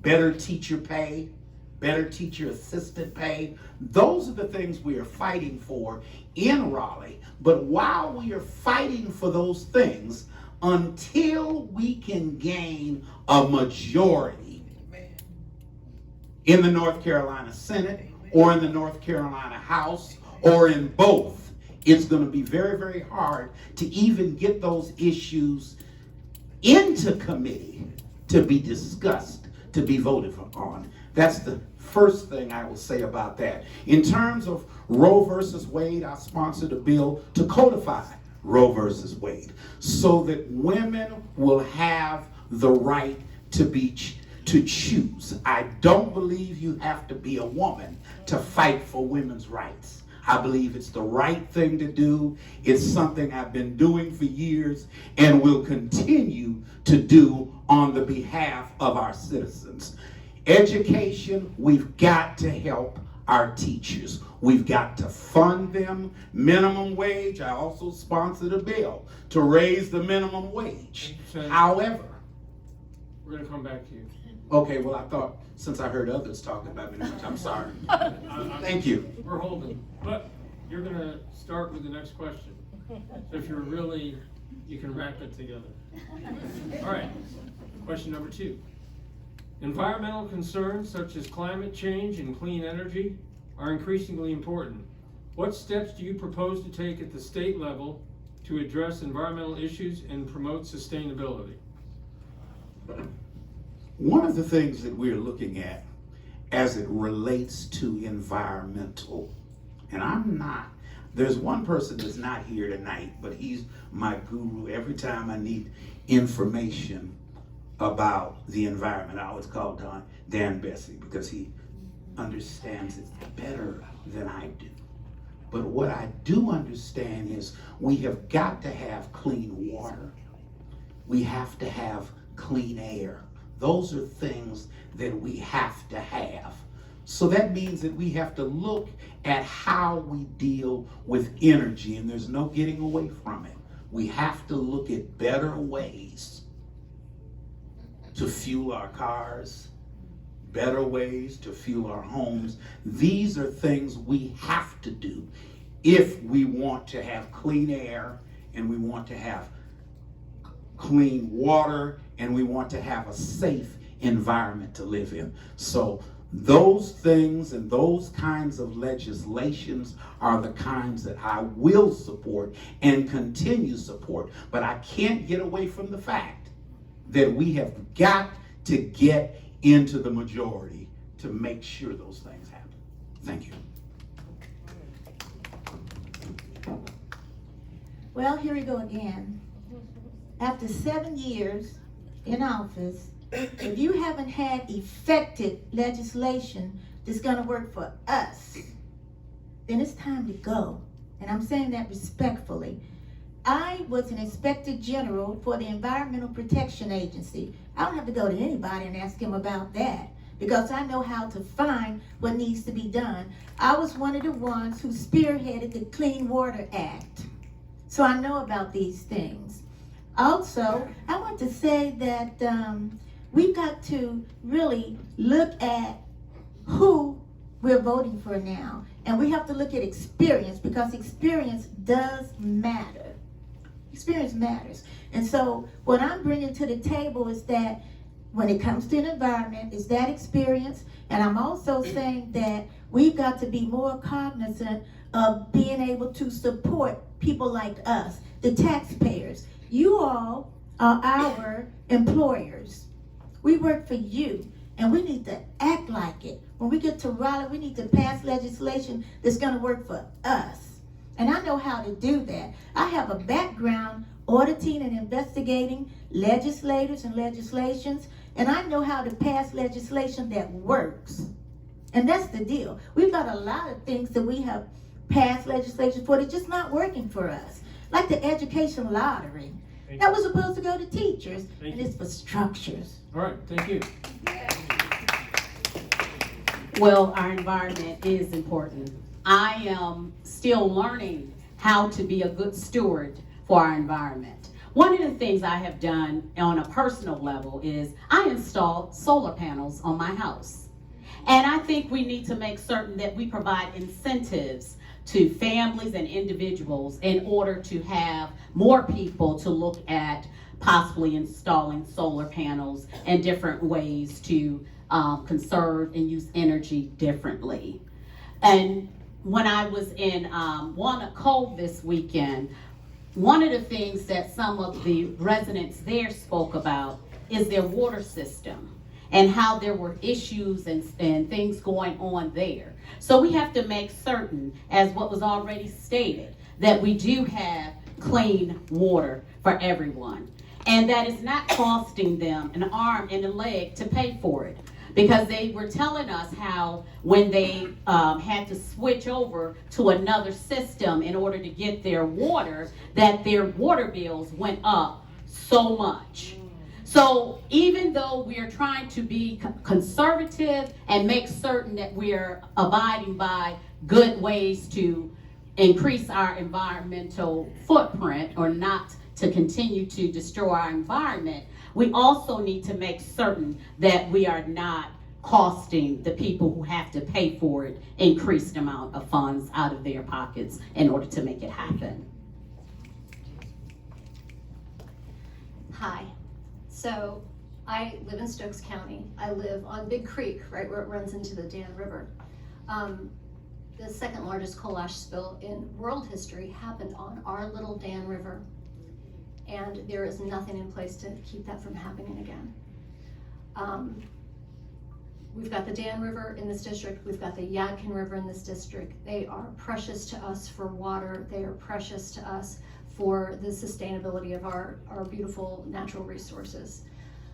A place like Stokes and rural Forsyth, you all know how beautiful it is here, but it's not just its beauty. It's that if we can protect the natural areas, we protect the environment. If we protect the land, we protect the water. That's a lot. I've got a lot to say about water. I'll just stop with that. There's a problem, you all also know, with environmental justice. We know where the landfills get put. Y'all know Blues Lake? Anybody ever been up there? Yeah, it's beautiful. You can go boating there. Do you know that there was a black community that used to be there? It's underwater now. It wasn't the white part of town that got underwater. It was the black community that got underwater. Another story. Solar tax credits have expired. They need to be reinstated. But not just that, private companies need to be able to go straight to consumers and let them purchase on their own. I have to stop. Thank you. I keep doing that. It does. I lived in Louisville for many years, and we dredged our pond and put in geothermal system for heating our house. And we need to educate people on all the options. We need more tax incentives for being environmentally friendly. We know that the beauty of North Carolina is one of the best assets we have, but protecting our environment and boosting our economy are not mutually exclusive. We can have more clean energy jobs that protect our environment at the same time. Like I said before, nothing happens in a vacuum. And so we need to attract the jobs and boost the economy and have a cleaner environment. One of the things that I would encourage is DEQ, the Department of Environmental Quality, be fully staffed. Right now, they lay people off, they're through attrition, and they're never replaced. If you look at the area that our Department of Environmental Quality inspectors have to cover, there's no way they can make sure that we don't have any soil erosion. We also need to encourage LEED construction standards where you recycle your wastewater, which sounds pretty extreme, but they do it in Fairfax County, Virginia. They do it in Charlotte. They can conserve water, and there's bamboo furniture, the refrigerants. Water can be a refrigerant for air conditioning, but you treat light pollution. They've already got the standards, we just need to apply them. Winston-Salem State has LEED certified buildings, but School of the Arts doesn't have the first building with LEED qualifications. We need to make, especially in our UNC system, where we can afford to do those things, we need to work on all that. Thank you. On your question. Raise your hand if you're tired of hearing the same politics over and over. Raise your hand. I'm tired of it. And all due respect to all the politicians up here who are running for office, I ain't heard one person tell me what they're going to do about the environmental situation. I'm not an environmental expert. I know I'm not. But one thing I am going to do is this right here. Is I'm going to live in my community. When you elect me, Morris Smith, I'm going to live in my community. I'm going to stay in my community because I'm going to talk to local leaders here. We're going to come up with a plan. Ideas. And we'll take that to the state level. And we're going to work on that together. Because at the end of the day, everybody hears ideas. Do something about it. Do something about it. Environmental. I know my days off for my children. What do? We go around, pick up trash from the parks on my days off. We got to start at the bottom level. And that's how we do it. Make our county more beautiful. Right now, we're seeing a lot of trash. This environmental. Solar panels. I'm with solar panels, but come with the idea to get some more solar panels cheaper so they can have them. We ain't got ideas. So what I'm going to do is, like I said, is I'm going to talk to local leaders here, come up with plans, take it to the state level, and that's how we're going to fix it. But until we do that, all we're doing is throwing ideas around. Thank you.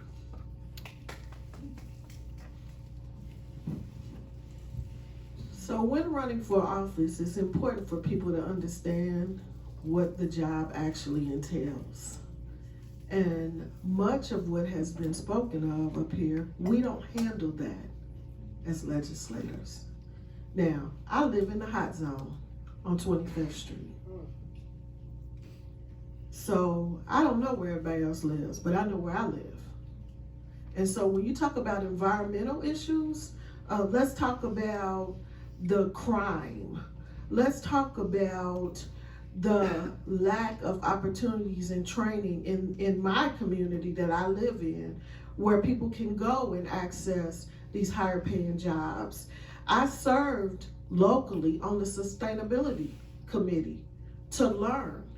See, because when you hold this office, you can't just be a single issue candidate. So I don't want to keep talking about education. We know how important that is. But gun violence is part of the sustainability issue in our community. Lack of ability for our people to be able to get to these higher paying jobs that are out in the county is part of a sustainability issue. And you need to know that we're fighting for electric vehicles. and for our city and for our state to become more sustainable. So again, we need to understand all of the issues. You don't have to be an authority on all those issues, but you need to understand more than just what impacts your life.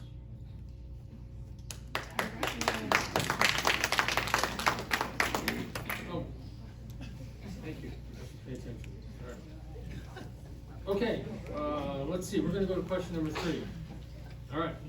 Affordable housing is a significant issue in many communities, including ours.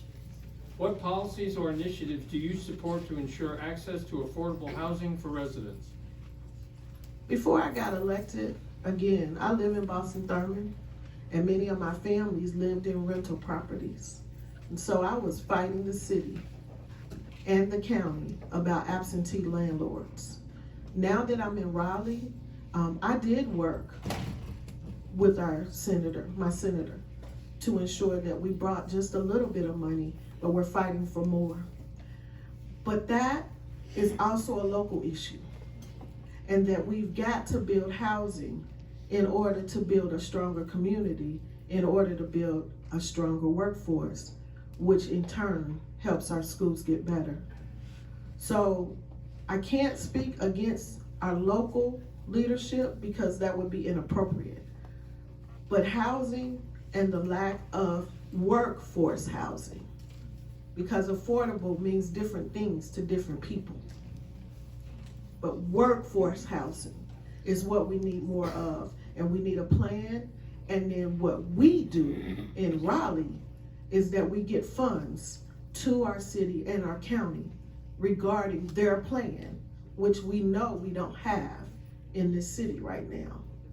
And our job is to get money to fund the plan as soon as the plan happens. So, rental, we're talking about rental, correct, sir? Either one. Rental, owner. Okay, so we do have a rental cap, all right? We got some places that cost $1,400 a month to live in. I can't pay $1,400 a month to live in a house. We need a rental cap. We need to cap it somewhere so people can afford to live somewhere. Plain and simple. I live in an apartment, it's $1,000. I'm barely making that. And I got bills. So we need to have a rental cap. Yes, I agree with Dr. Baker. It's a local issue. But also, as a representative for the district, I gotta talk to my local leaders and take their ideas to Raleigh so we can implement those. If we don't talk to the local level and get their ideas, then we're just spinning our wheels when it comes up to the rental problem here. I'm good. Well, I know we have a problem. I was at High Point. I was a building inspector, but we also did minimum housing there. So I've been to those houses where the owner didn't keep up with the maintenance, didn't keep a roof on, didn't, the heater's gone, doesn't replace the heater. We would go and placard the houses, and I don't really have an answer for that. Our biggest enemy is escalation. At School of the Arts, we're allowed to use 5% escalation to estimate the cost of our project, but at State Construction Office, we're seeing 15 to 17%. And that's why the cost of houses are going through the roof. I don't know how you can stop that, except for this, a recession. A recession is what we need to bring house prices down. That might not be the answer you want to hear, but that is the answer that's going to bring cost of housing down.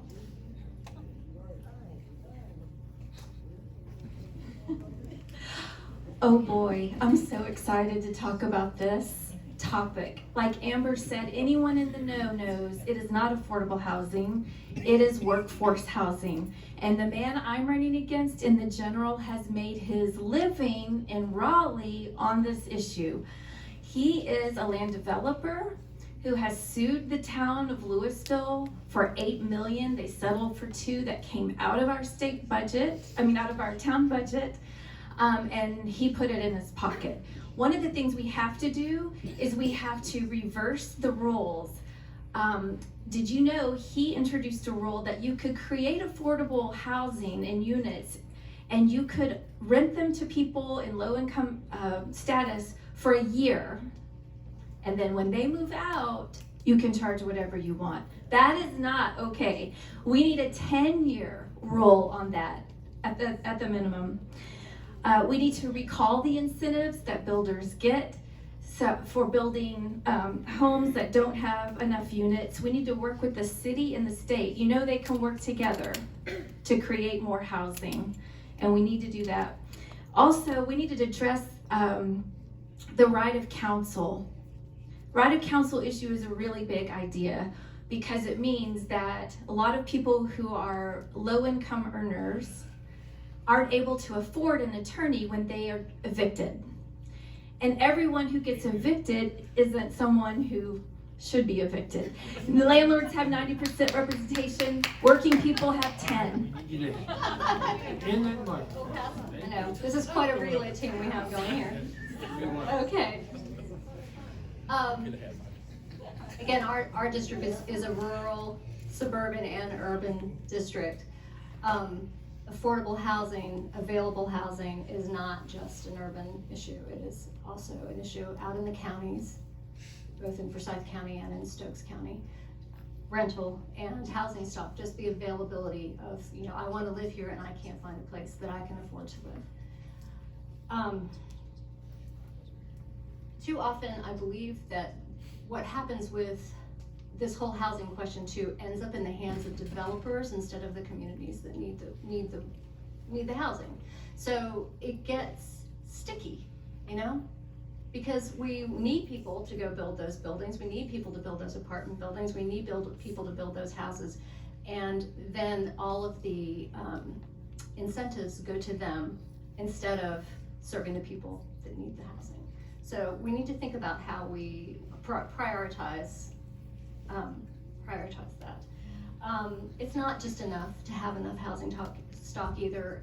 Transportation is a big part of it, both in the city, in the county, out in the county. If you have a doctor's appointment, you live where I live, and you have a doctor's appointment in King or in Winston-Salem, there's no transportation to get you there. So anyway, I'll let it go before you cut me off again. Well, first and foremost, we need to look at the livable wage. People need to be able to earn enough money to be able to pay for their rents, to be able to pay for housing. As a school social worker, I do home visits. I'm often in the homes of people who, when you look at the home, they're doing the best they can for what they can afford. But I've been in a home where there was literally in the trailer a hole where you could see down to the ground. And they were living in that place and paying rent to a landlord. That shouldn't be. That is not acceptable. So we have to make certain that when we talk about housing, that we hold landlords accountable, that we make certain that the minimum wage is raised so people can have the money to be able to pay their rents. And also, one of the things that people have to understand and realize that homelessness is a major issue. And if people don't earn enough to pay their rents, to pay their mortgage, they are on the street or doubled and tripled up. So we need to make certain that we look at the wage, the livable wage, and that people can be able to pay their mortgage and their rents. Thank you. Thank you. In my view, the lack of affordable housing is a moral issue. And some people say, well, we don't need to talk about this and we don't need to talk about that because we know what exists. That's how change is made. We keep talking about it and talking about it. Whether it's a Democratic problem or Republican problem, whether or not the Republicans are in charge, for me it doesn't matter. If you know how to play the game, then you won't pass any bipartisan bills until we, Democrats, get a part of that pie. A lot of bills are being passed, and we know if it's a bipartisan bill and Republican passed it, that means that they're going to get more than Democrats. Let's keep this real. We got to keep talking about education. We must keep talking about mental health. We must keep talking about a livable wage. Thank you for mentioning that. We can't let that go. And there's a lot of people, especially Republicans, who don't believe in environmental health. We got to keep fighting for that too. I came from an environmental background. And so here's what I plan to do, because I promise you, I'm always going to talk about how if I complain, then I'm going to give you a recommendation as to how I can correct that. And what we need to do, we have all of these large conglomerates, especially here in Winston-Salem, start talking faster, who we give money to. When we give money to these large companies, what we need to do is make sure that a portion of that, a certain percentage of that money that we give to them goes to affordable housing. It's a moral issue. I've seen how some people live, and it's not right. And I plan to do something about it. All right, you better do it. Thank you.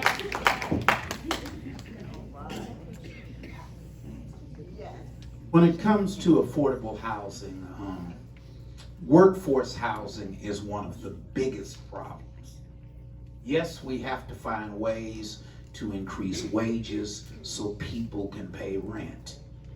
But there are people that are working like teachers, firefighters, waitresses, factory workers, and others that can't find a place to live that they can afford.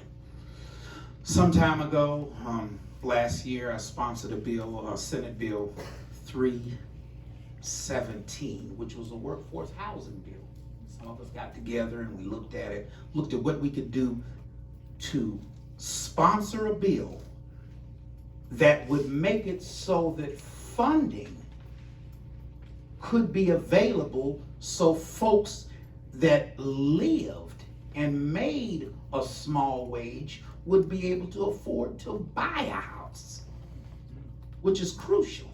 Funding, if you can't get the financing, you got a real problem. It's worse when you can't find a house, but if you find a house and you can't get the financing, then you've got a real problem. Well, we weren't able to get that bill past committee. It got voted down when it got to the House. But I still am thankful for the meager money I was able to get put in to the budget that Representative Baker helped me do on the House side. Thank you. We are doing so well that I have a question I just wrote. I did a mistake. Okay, yes, spontaneous question. Here we go. Ready? All right, this is in the context of social issues and how they play in the state. So, real quick, come on down the line. How would you vote on medical marijuana in North Carolina? Let's, okay, just a minute.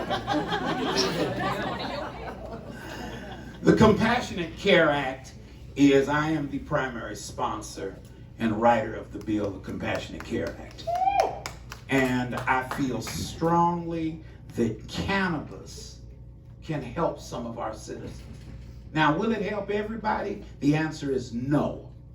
But it will help some of our citizens deal with pain. And those of you that have to deal with pain, those of you that have to take opiates sometime, opiates are extremely dangerous. Medical marijuana can help with that process. And I am proud to be not a co-sponsor, but a sponsor of that bill. Thank you. I've always been one to say, if you can't control it, then tax it. Now, I'm going to talk more about cannabis and marijuana, period, because that's where it comes from, the leaf. If we cannot control it, then we tax it and we get the benefits of that taxable income.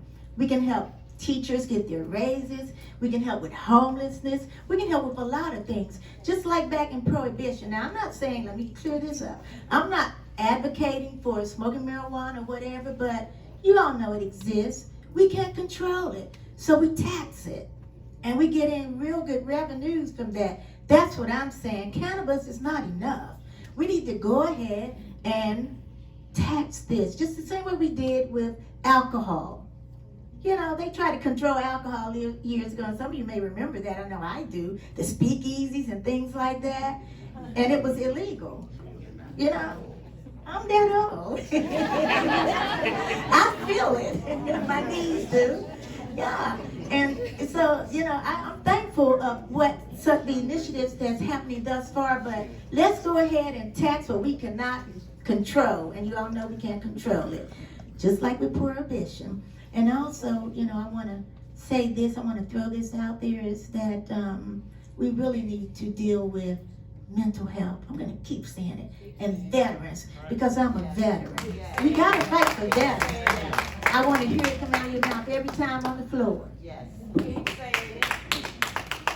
Well, I'm a supporter of making certain that we have the medical marijuana and making certain that there are proper regulations for it, just as we regulate everything else. Because again, if it can help somebody, then that's what we need to have. Thank you.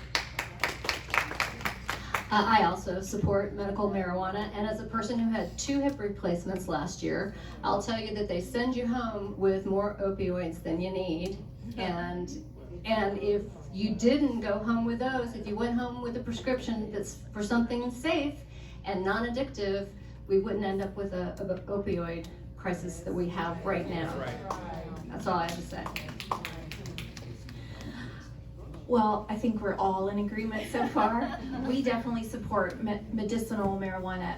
2008, I started a healthcare magazine that soon became sold in Barnes & Noble stores nationwide and in Canada. And I know about the opioid epidemic. And when I worked on Dee Dee Adams' campaign against Virginia Fox, we went up into the mountains and we saw communities destroyed by opioids.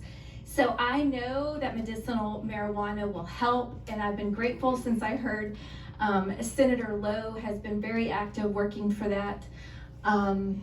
I was a caregiver for my mom for 14 years. I don't think she would ever have smoked marijuana, but I would have liked to have heard to have the option.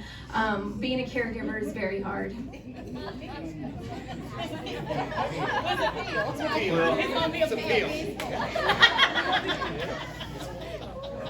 I, for one, am for marijuana in the medical use. I'm also in line with her comment about making it legal and generating some tax income. I was just at Walmart yesterday with my wife, and you know, the smell of pot, you can't mistake it. And I was looking around to see who was in the car, and I couldn't. There was no people in the car, and I told my wife, who's dead set against pot, she said she's a pharmacist, and she said she's going to quit if she ever has to dispense it. And I said, you better get ready for a contact high, because it's coming from somewhere. But I think we do need a revenue generator. I also believe that too many people are incarcerated for these misdemeanors, not being able to make bond over small pot, and it's disproportionately in the minority. And we need to do something to clear out our penitentiaries, our jails, because the black community and minority community are the ones that really suffer the most, disproportionately. If you're a white guy and you get busted with the same amount of pot, you don't get the same charge. Say that. Wow. Say that. 3 points I want to make. Medical marijuana, I'm all for it. Let's get it. Let's get it. Look, my mama don't smoke, but I know she did when she was younger. But I know my mama did. I ain't afraid to say I did back in my years too. Sure did. But medical marijuana, 100%, agree. Recreational marijuana, I agree with what she said right there. Let's tax it. Take them monies out of drug dealers' pockets. Put them in our community. There's so much money we can make. I had the same question asked to me by WXI when I did my interview. What would the amount of money we would make it off recreational marijuana? I told them on camera, I couldn't even tell you how much money we'd make. Let's take that money and put it back into the school system.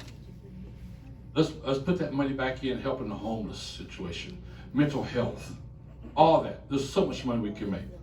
So much money. It's ridiculous. I forgot my third point. My bad. Totally forgot my third point.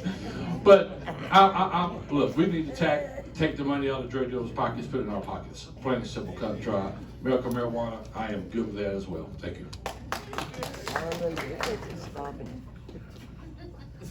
So, yes, I do support medical marijuana. And here's the thing. I've heard it mentioned several times up here about politicians and what we're not doing. I would strongly encourage you to go to my website, my legislative website, and you can see all the bills that I have introduced, including the medical marijuana bill that I voted in favor of not once but twice. I also have drafted a decriminalization bill that would make personal use of marijuana in small uses a non-criminal offense. And so depending on what we're talking about, the code is, if we're talking about the opioid crisis, it's a health issue. If we're talking about if we're talking about marijuana, it's a criminalized issue. And so we know that's code talk, that the opioid crisis disproportionately affects our white and rural community. And we know that marijuana usage disproportionately affects the community that I live in.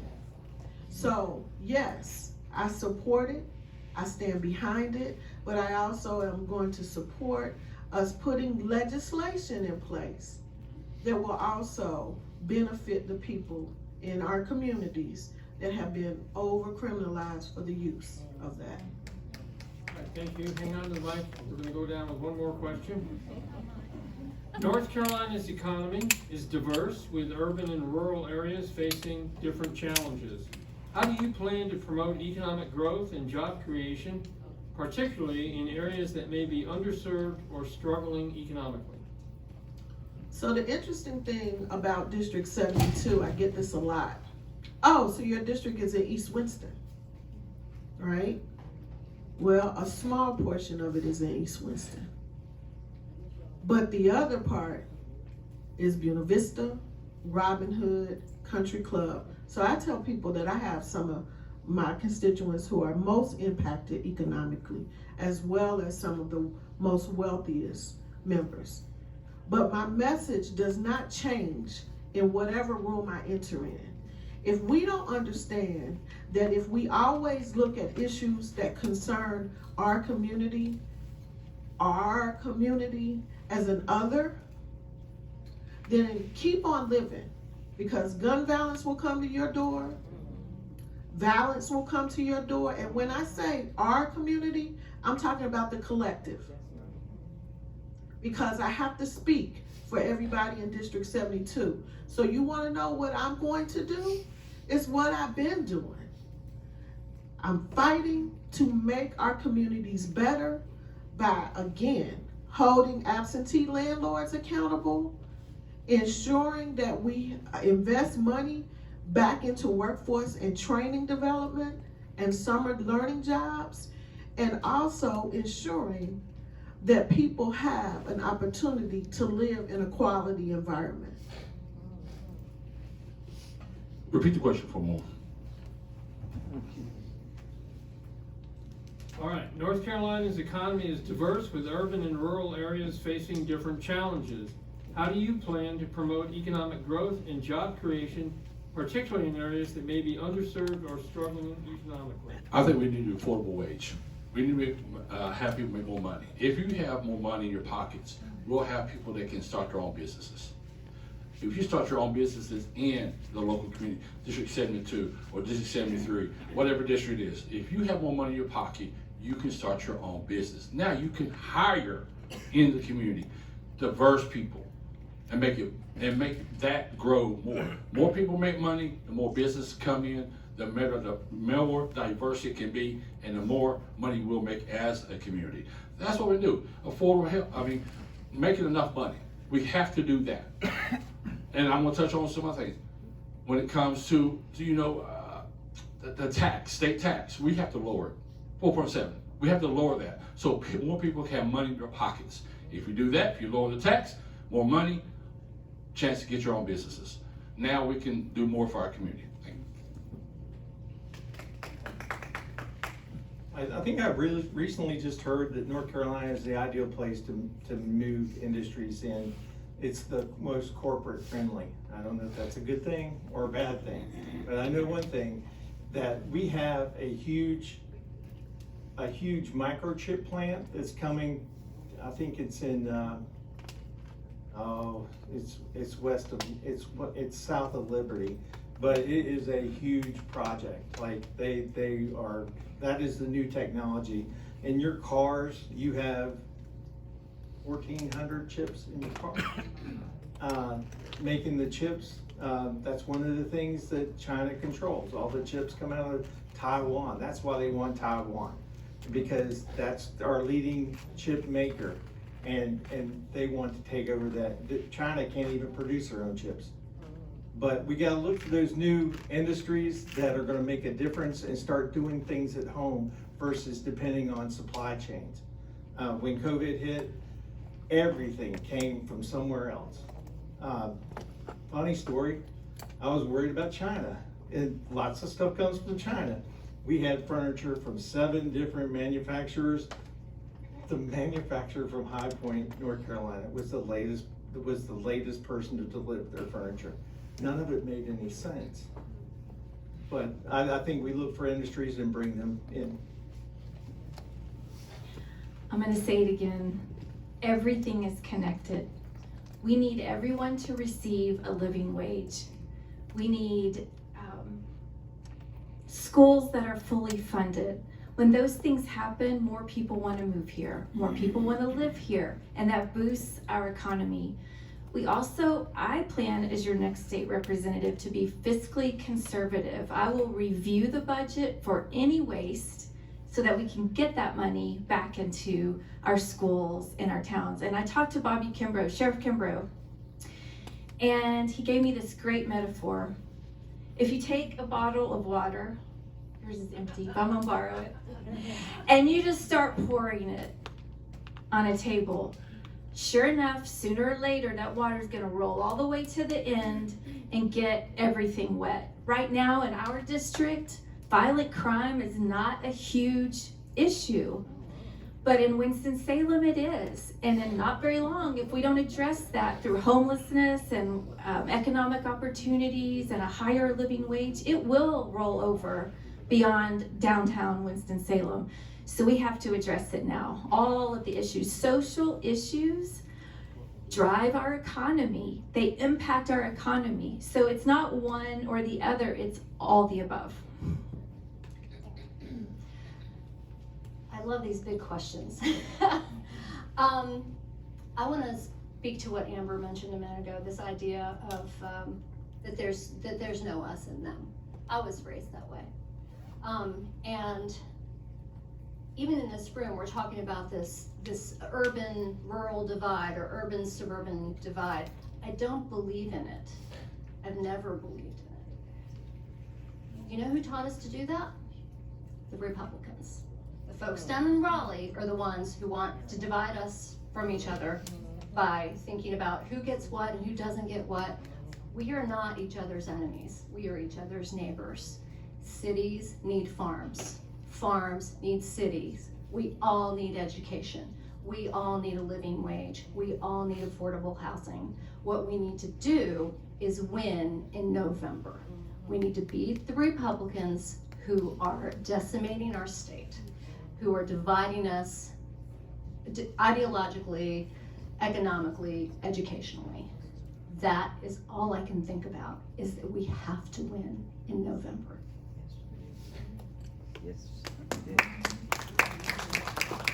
As a school social worker, one of the things I did just this year is I talked with the students to find out what they're interested in, what careers that they could possibly go into. Then I had a representative, because I'm in Stokes County now as a school social worker and a behavior specialist. I had the representative from Surrey College to come to the school and speak with the students about various careers. And, you know, before they had a limited view on what they could possibly do after graduation. When he left, their views, their thoughts, their dreams were widened. That's one of the things we have to make certain that we're doing, is talking to people. And the other thing we have to do is make certain that we have those industries here in our communities, here in our states, where they can be employed by these different organizations, different agencies, different businesses. So if they're not here, then what will they do? They will leave North Carolina and go someplace else to work. So we need to make certain we have a variety of businesses here and have incentives to attract companies here to North Carolina. Thank you.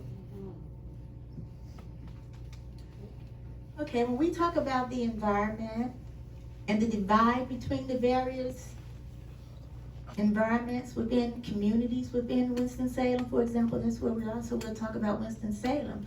There's a serious divide. And it all comes to that one particular thing, our tax dollars, how they're being fought for in Raleigh and how they're being spent.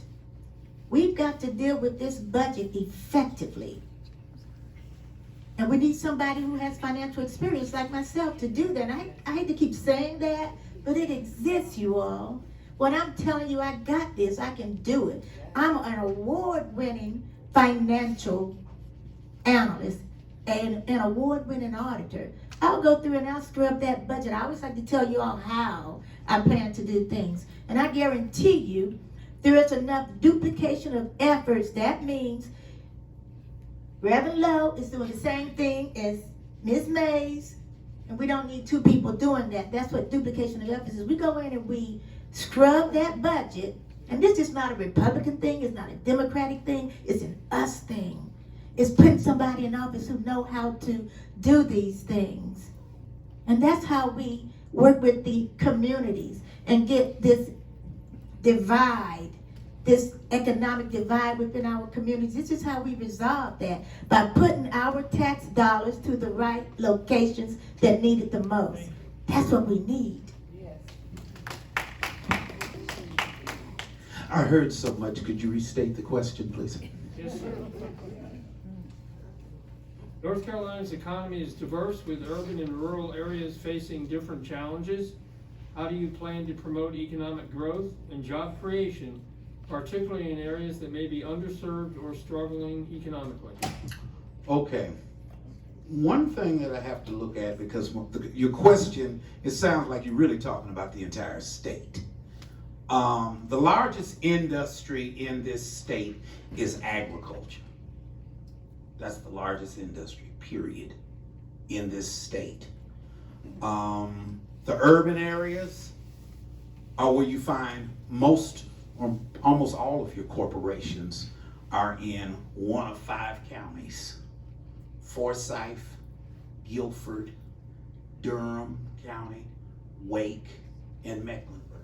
Have most of your corporations are in one of those 5 counties. One of the things that I've been concerned with is trying to help bring more of those corporations to the triad. For example, we got John Deere here. We got Honda Jet here. Those are important corporations. Now, what's even more exciting about that is when I look at Honda Jet and I look at our community college system, which has a program in aerospace, in aviation, so people can learn how to work on these planes. That's just one of the few things that we have to begin to not only take advantage of, but expand on. Okay, Now we have, can we bring the mic this way? You just hand it up. Thank you, Senator. All right, we're gonna throw a zinger here. We've got 15 minutes, and that includes getting all the chairs to the back wall. So we're gonna do that last. We're gonna give every candidate, this was not in the script, 60 seconds to summarize. And is that good? Doctor, can you start with us? Yes. Thanks. 60 seconds. So I just want to say, I'm in the first year of my second term. And in the 3 short years that I've been there, I have authored bills and legislation that would directly affect our community. I continue to be a fighter. And I say it again, I live in the hot zone. So I am constantly working with our city council members, our county commissioners. I refer to our legal and law enforcement on matters of gun control and gun safety. And most importantly, anyone that you decide to give your vote to should understand the issues, understand the job, and know a plethora of information that is impacting our district and indeed our city and state. I'm Amber Baker. I'm running for re-election. I ask for your vote. Well, first I want to thank you all for coming out. I appreciate it. Getting a chance to talk to you eye to eye, and you get a chance to listen to me. I am not a seasoned politician. I'm a school teacher, and I see what's wrong, and I want to put my voice out there. I want to change some stuff.